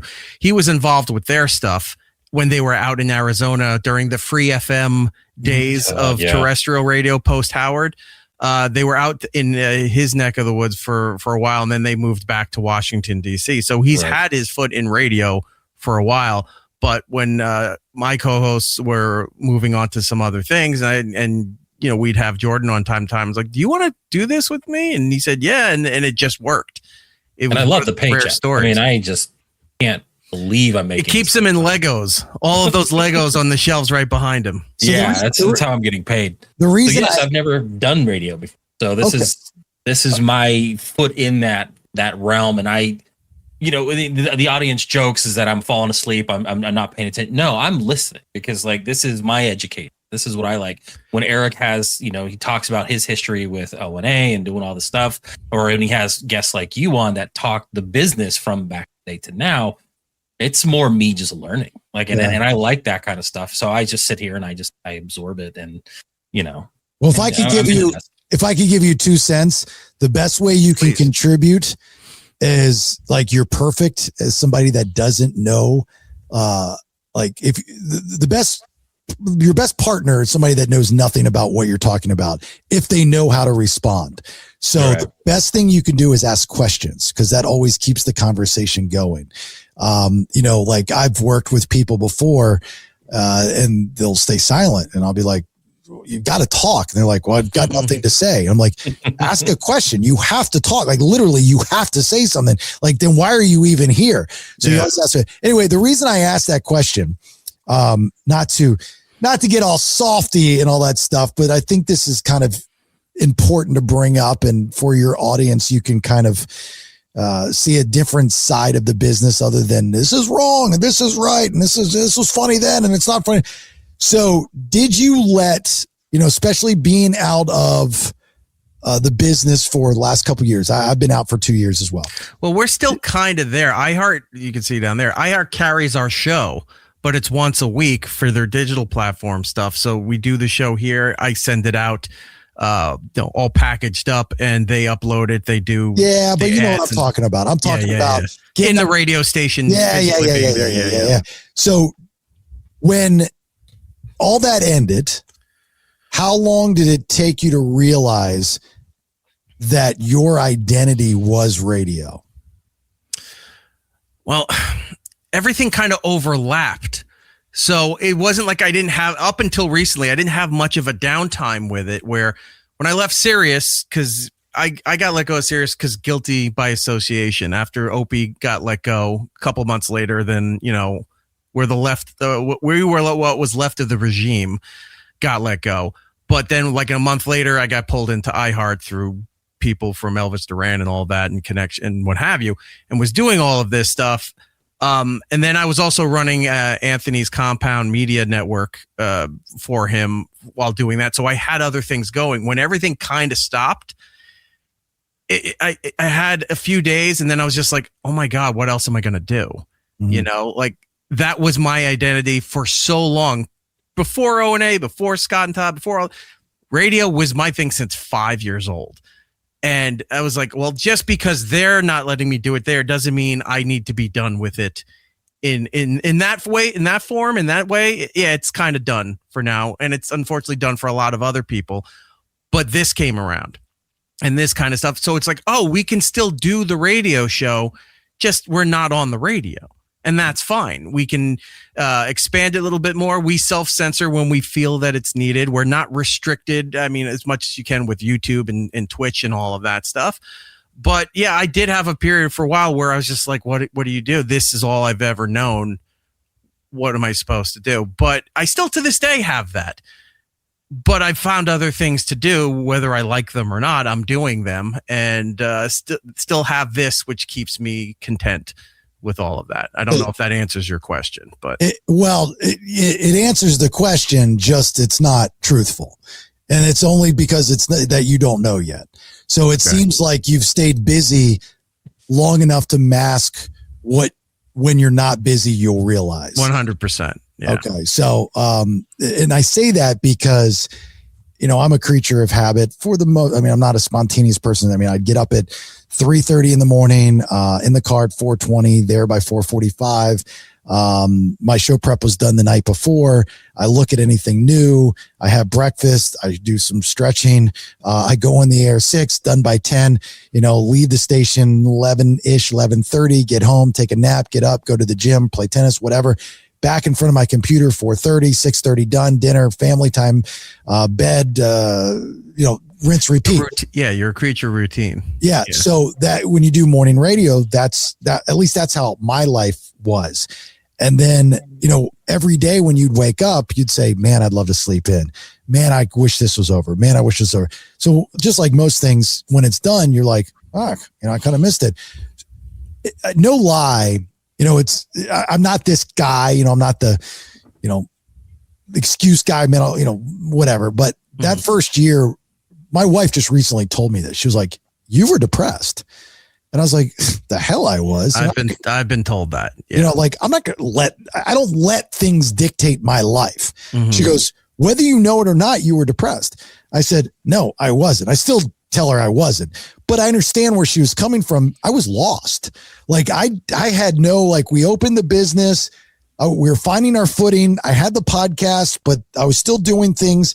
I'm constantly trying to find a bigger audience. And, you know, I'm such a workaholic. I mean, when I was in Tampa, I was struggling so bad to get things right and to figure it out. It put me in the hospital, gave me acid reflux because of all the stress that I was putting myself under, you know, marriage falling apart and stuff like that. So that shit's real. Like those things do exist. It was just up until recently that I kind of accept it. This is life.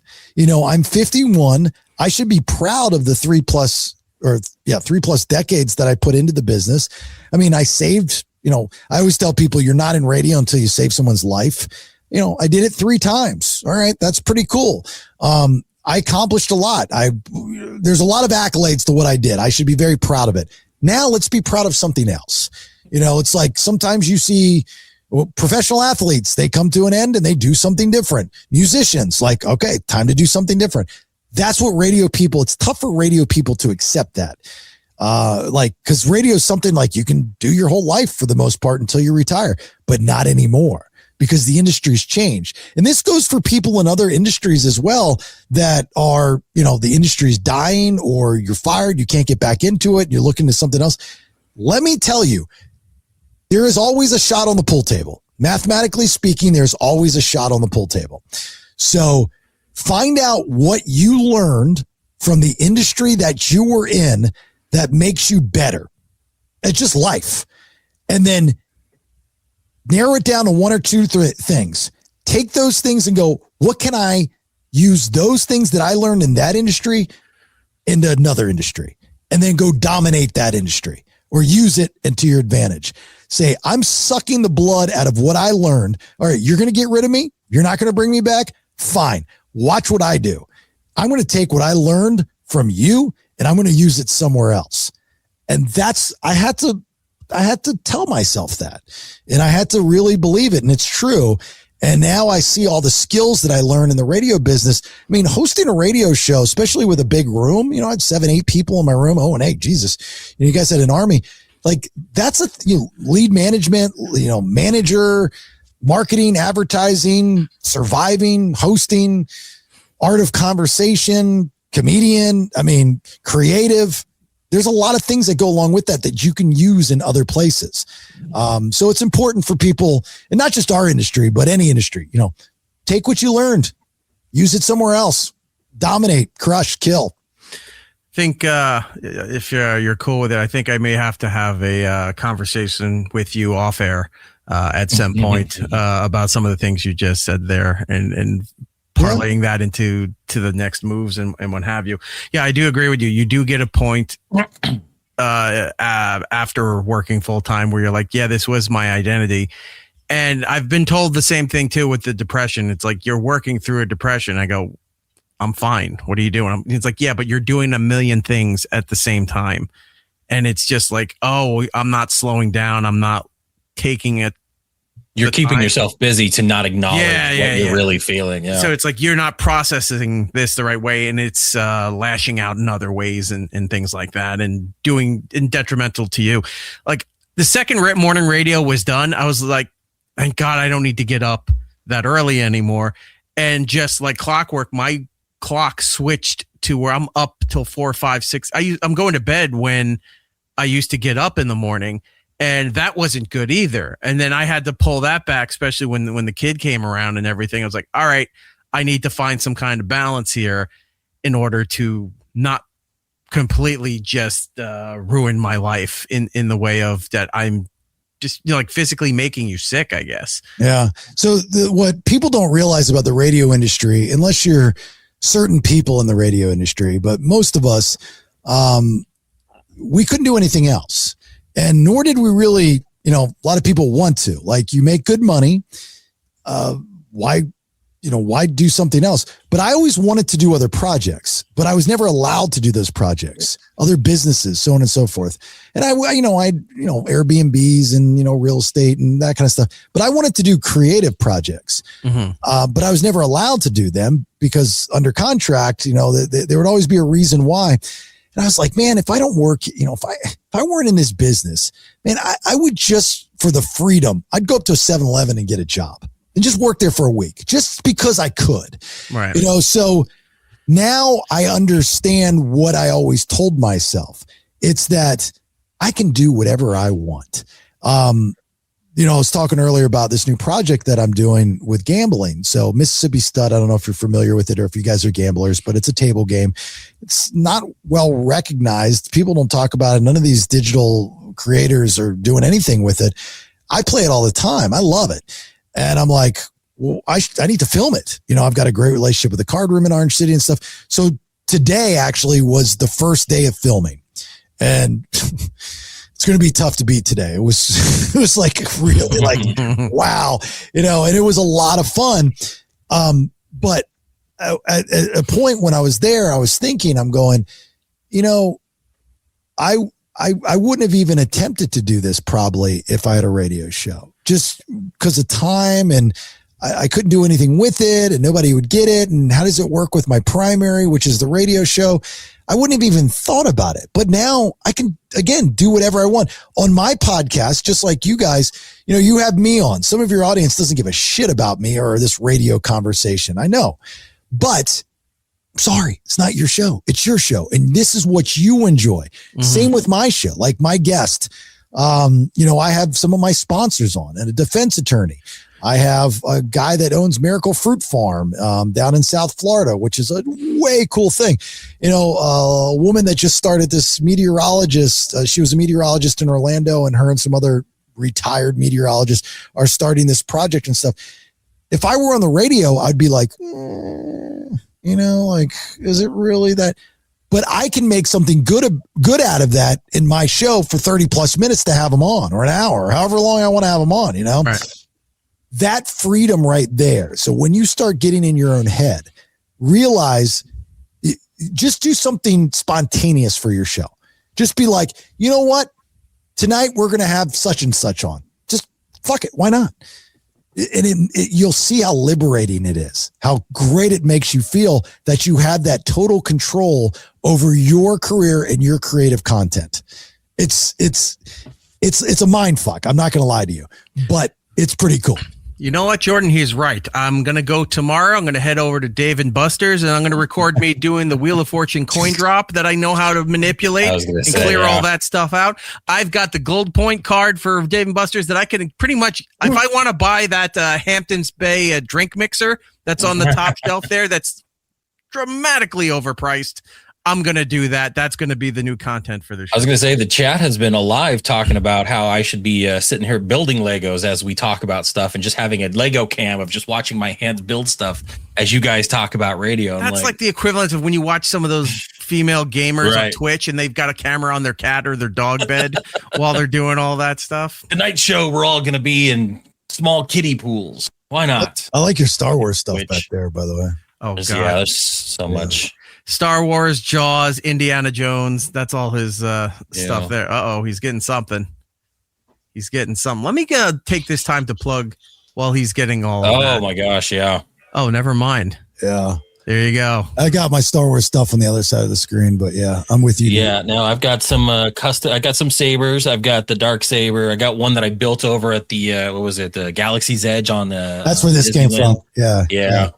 I'm going in October, so I'm going to get myself a dark saber made as well, if they still have it. Oh, dude, let me know when you come down. We'll meet up. You can come to the spa. We'll do. You married? Yeah, married, kid, all that stuff. Not after the spa, my friend. Bring your wife, and we'll get you some ozone therapy or red light or whatever you want, and it's on the house. I'll take care of you. All right, we'll talk. Yeah. All this time, we got to plug you again here. Go support Jason and everything that he's doing here for his show. On the social medias, listen to the BS on all the social medias. On YouTube, Bailey Podcast Exchange. And he's got a new gambling project that will be coming up. That's going to be on your YouTube, right? Well, if you go to jasonbailey.com, you can. So my platform, my home base is Spotify, especially for my sub episodes. Oh, okay. But no, and I've, my personal at Mr. Jason Bailey, so I use all the different shows have different brands. So like the Honey, I Raised the Kids has its own Instagram, and the Vinyl Road podcast has its own Instagram. The BS is the mainstay. There's no doubt. So yeah, but if you go to jasonbailey.com, you can get all the socials and see everything that is what is what I'm doing. So yeah. Now, what day of the week do you actually sleep?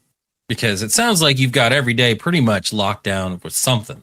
There's got to be at least an hour in there somewhere.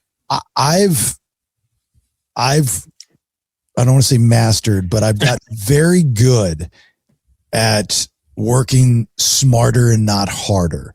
My workflow, and I mentioned this earlier, someone's a DuckTales fan, by the way. By Tuesday afternoon, I'm done all my podcasting. Like, not only is it edited, uploaded, but my social media is scheduled throughout the week. It's done.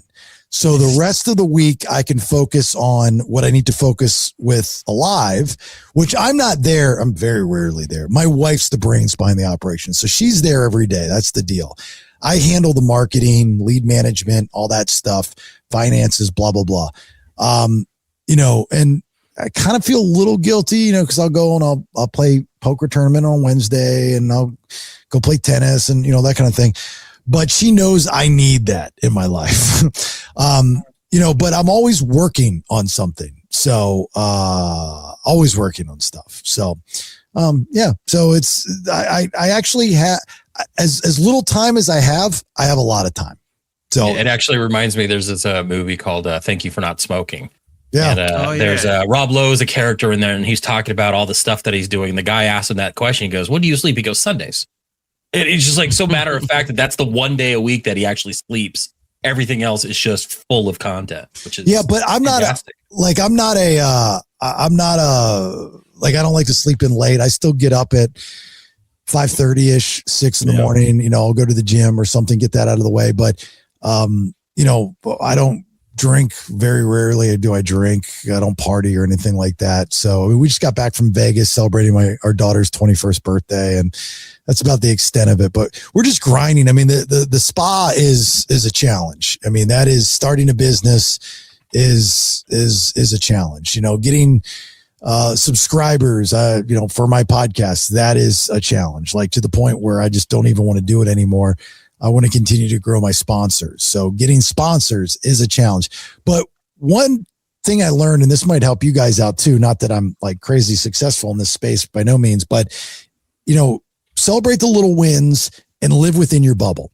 You know, in radio, we've always been kind of taught that like the brass ring is Howard Stern or Opie and Anthony, or, you know, or that's where you want to get to. You want to get to New York. You want to, you know, and I guess in theory, yes, but you can survive and have a great, successful, financially successful career by living within your bubble, medium market, small market, even. Like I wish that I grew up with a mom, pa in a small market and just dominated bumfucked Idaho and had a career there making $85,000 a year, but a farm that was paid off.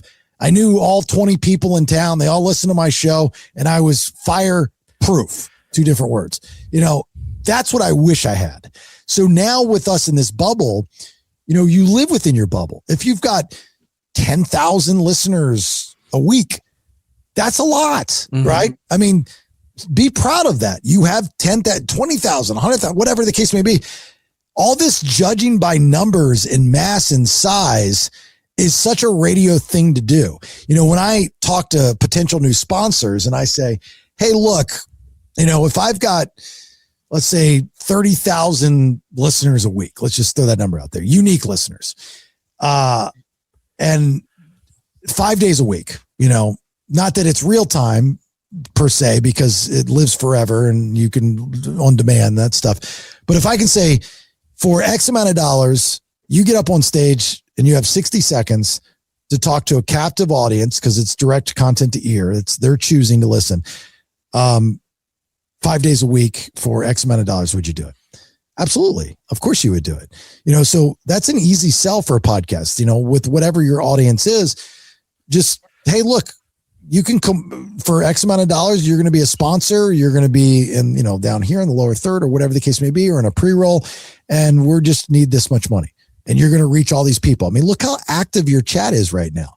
I mean, I don't know how many people are in here, but it doesn't matter. It's still active. There's people on a Thursday fucking night talking about chicken cookers and shit. I mean, I was going to say, and these monsters will stay with us the full 4 hours too. None of these people will leave. Dude, to have First that leaves for a minute and then comes back. To have that kind of like loyal audience, you know, that's one thing that I lack is, you know, I have an audience that listens and, you know, this, but they're not interactive like on social media. Like my radio shows, they were fairly interactive, but I don't have that. I wish I had that. You know, I'm not doing a live show either like you guys are, but you know, just the more, it's like pulling teeth to get them to comment and to be, you know, this is how shows like this get big, is by having an army like that tell other people. It's like, hey, at Kipcast, fucking just tell one friend next Thursday, tune into this show. That's all you got to do. That's your job. We always, since the beginning of this show, back in 2014, the motto for the show has always been tell 2 friends so they can tell 2 friends. And, you know, so and so on. That's how we built a lot of this stuff. It's like, hey, if you like it, just tell somebody that you think might enjoy it as well. Yeah, that's good. That's smart. Well, last thing before you've been very generous with your time, but I know you got to go. You were talking about radio living by the numbers. When was the last time you had a full-time radio job? It was California. I was lied to. I gave up a great house, friends, neighborhood in Atlanta. That was, we moved out there. It was Mother's Day. I guess it was about 2.5 years ago now. It was March, you know, something. So you've been in the radio, you were around for the PPM stuff, right? Oh yeah. Did you have PDs and things like that where they were constantly, giving you the numbers for every 15 minutes, the quarter hour stuff that's coming in. It's like, well, people tuned out during that quarter hour thing. I don't think you should talk about those stories anymore. It's like, shut up. It doesn't matter. Like, they're here for most of the time. People go in and out, especially in radio, because they're getting in and out of their cars or whatever. Well, that story, look how low the numbers were for this 15 minutes. It happens. It's not that much lower than what the other numbers were. So I remember going to a morning show boot camp. And for those that don't know, morning show boot camp is this like nerd convention once a year that takes place. I didn't get to go this year, but yeah, well, I've been there. I'll never go. The last 2 years, actually. I'll never go ever again. But so one year was in Denver, and the large markets have already gotten PPM, and they just started to see it was disastrous. Our market, Orlando media market, had not gotten it yet. So I'm like, and I just started at Real Radio. And so I'm in a thing listening to the talent coach by the name of Randy Lane, who I like a lot. He's a nice guy, California guy, but nice guy. And I'm listening to him go through it, and I get all my notes, and I come back and I'm telling management. And of course they know it's coming, but they like discounted all this stuff that I was saying. I was just like, it was weird. So then we get into it. They change all of our contracts. So now it's not a matter of ranking for your bonus structure. It's your average quarterly hour. And which I remember the first one that came out, I was number 1 in ranking, but I was number 4 in AQH, and I didn't get a bonus. I'm still to this day really pissed off about that. And so, so the PPM I bought into to an extent. I didn't look at it as the Bible. Like, I understood the quarter hour, the 12, 27, 42. I got that. I was always a good tease guy, like in music radio. It just came natural and made sense. Even nobody had to tell me. I didn't have to know about PPM or something to say, hey, it's a good idea to tease somebody about what's coming up. So I've been a natural at that. But what you're talking about was the extreme. And that was the program directors or the management people in the corner offices. That was New York. Fearful for their jobs. I had friends at other companies, doing mornings against us or in other day part stuff. And I said, how are they handling this? And I would hear from, producers and other people and other that all these PDs in New York were losing their mind. They were constantly coming in. It's like, well, this didn't track here. It's like, you can't do that while you're doing the show. Yeah. You can only do so much if you're like, well, they didn't like when you guys were talking about that story. All right, well, we're moving on to the next thing. Maybe they got out of the car. People were getting into work around that time. What can you do? Yeah. And they were living and dying by these PPM things. It's like, well, and then they tell you, it's like, well, I don't think you should be talking about these topics anymore. It's like, this was in the news. This wasn't, something that we regularly talk about. Yeah, but people don't seem to like that. Because in a 15-minute window, that's not enough to really judge overall a program. But that's just how they were panicking, because it was hard number. You're right. They were not used to having hard numbers come in when radio was always estimation by diaries and small samples of an audience. Now you're getting the hard numbers coming in through streaming, through podcast downloads, on demand. The PPMs are giving them real-time information, and they didn't know what to do with it. Yeah, it's great in this world. I mean, like in Spotify, their analytics are awesome. What I can see, demographics, where people, like I just got banned in Kosovo, or one of my episodes got banned. Like, that's fucking cool as shit, dude. We're like, has there ever been a time that a radio show was like, yeah, you're banned in a city or something like that? Like, that's pretty cool. I literally got a letter from Spotify saying that this episode is banned in Kosovo. And I'm like, that's awesome.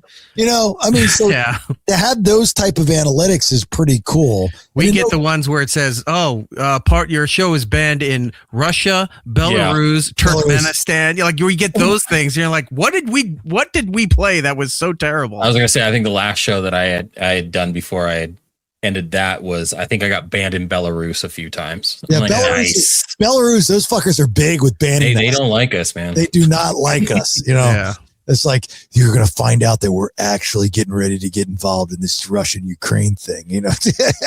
So anyway, Jason, thank you so much, man. You've been very generous with a lot of time here with us. This is fun. I love this stuff. So thank you for having me. And I'll have to get you guys to come on my show. And we'll do that. And down the line, we'd love to have you back. We can, now that we laid the foundation, we can start talking about, things going on in the world, not just with radio, but with media. And because all the other media entities seem to be following the same path as radio does with all the layoffs. And this doesn't last. And this is only, hey, we spent all this money for a brand new show. We canceled it like a week into the first season and it's done. It's like there's nowhere to go in a lot of this stuff. We're trying to figure out, brave these waters all together. So, we'd love to have you back on to talk about the landscape at large. I love it, man. I enjoyed it. Thanks so much, guys. It was a blast. Keep doing what you're doing. And to your audience, I love that you guys are like that. There's the updated information for Jason there at Mr. Jason Bailey on all the social medias, and then go to jasonbailey.com to find all his podcasts and all the great work that he is putting out there for you to peruse. All right, brother. I'll talk to you guys later. Thank you, Jason. We appreciate it. Thank you. See ya. Bye. Oh my God. He's got the voice too. He's got the gravelly, deep radio voice as well. I don't have that. I'll never have that. I should be yelling. You didn't smoke enough. Yeah, that's the problem. I didn't drink. I didn't smoke. What do you do? Glad to have found Jason online. I've been watching his stuff now for a few weeks. Fantastic time to be had. Go support him again, Mr. Jason Bailey on the social medias, jasonbailey.com. We're going to take a break a little bit. I have some other radio stuff. How are you doing, by the way? I saw the audience saying that you were falling asleep, and I was like, I think he's listening, but I was just checking. No. Again, it comes down to, and he had mentioned this. Sometimes it's just, and you had even talked about it. Is sometimes it's just good to sit back and listen. And for me, to chime in, to interject. I don't have the history that you guys have. I don't have that longevity in the business. So for me to sit there and try to just talk is what's going on with my light. Sorry, did you see that? Yeah, it blinked and you've been looking a little grayish blue. And so not something I can just jump in with it. Hey, Eric, hold on a second. This was a very good topic. You look gross. Yeah, let me just point something out here real quick. And then please continue what you were saying. So I've been noticing like this has been a problem. The neon lighting was doing the lights and whatever.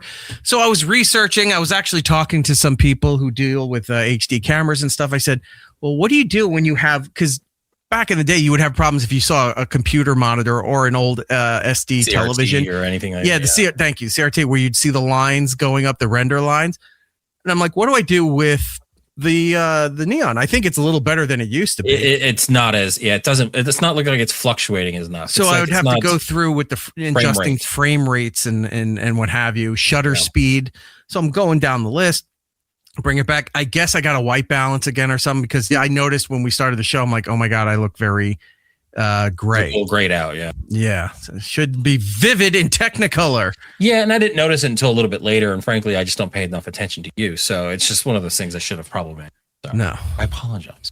So continue what you were saying, please. Well, yeah, it just comes down to, I don't have the knowledge base to contribute to that part of the conversation. So what I'm doing is just sitting there and making sure there's nothing in segment 2 that, we need to adjust or do or fix or things like that. So keeping myself busy. I've been monitoring. I've been noticing we do have a lot of super chat and other stuff to acknowledge. So, all right. So we'll get to that in a second.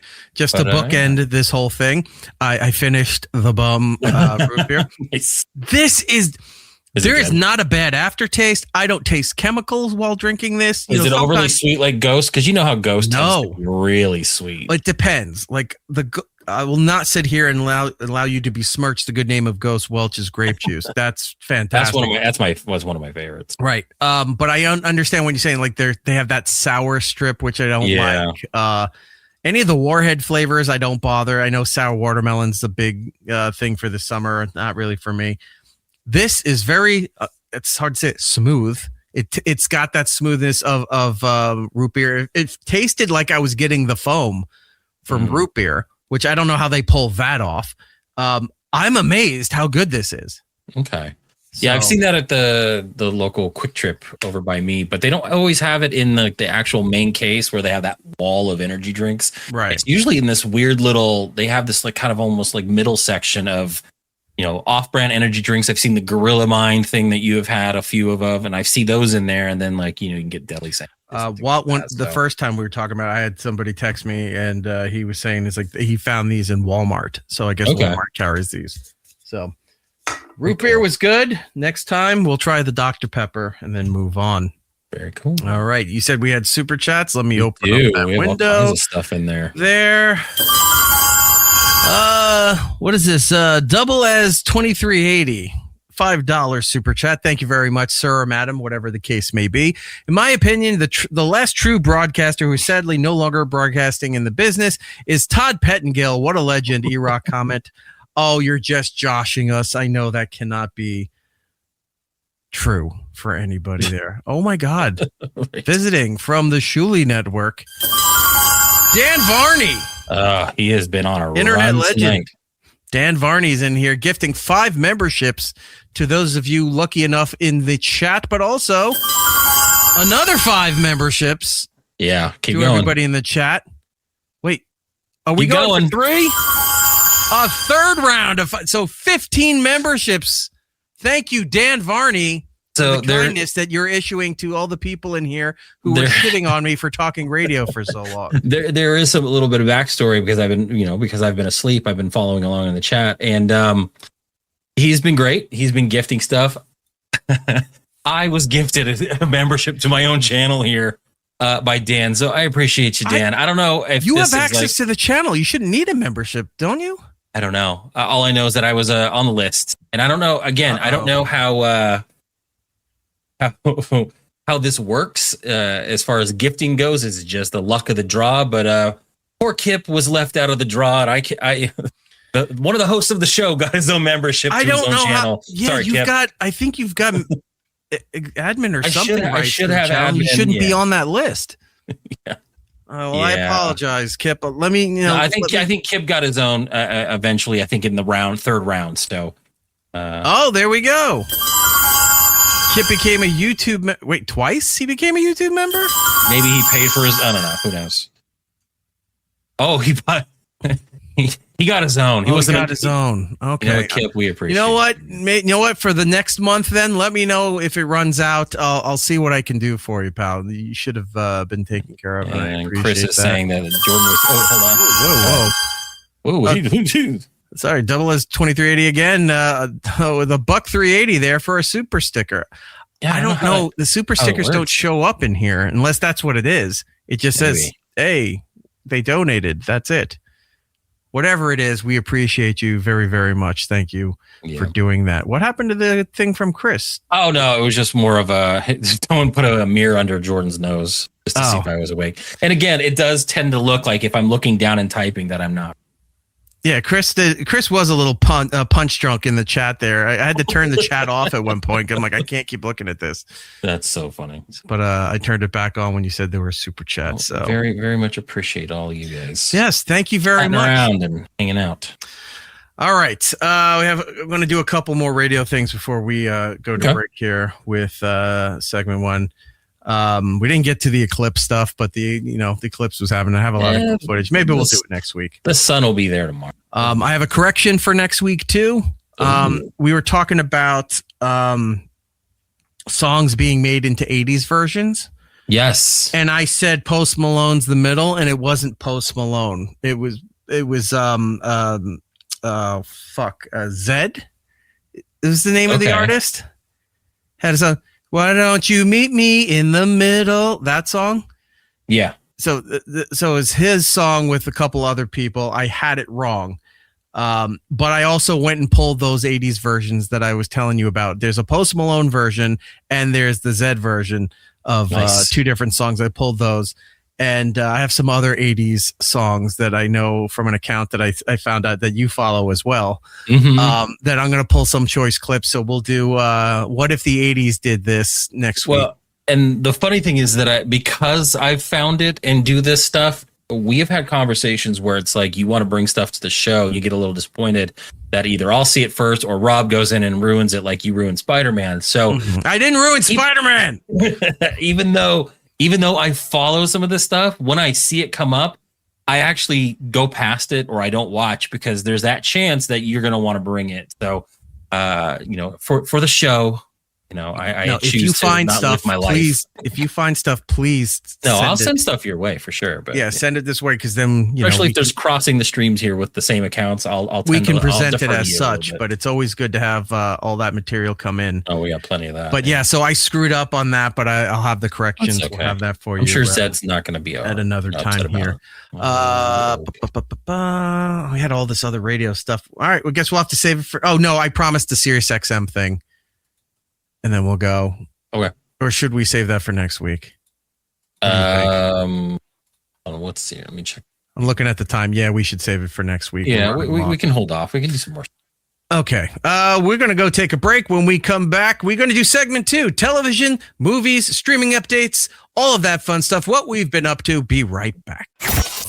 More. It's Eric Nagel. It's Eric Nagel. Next.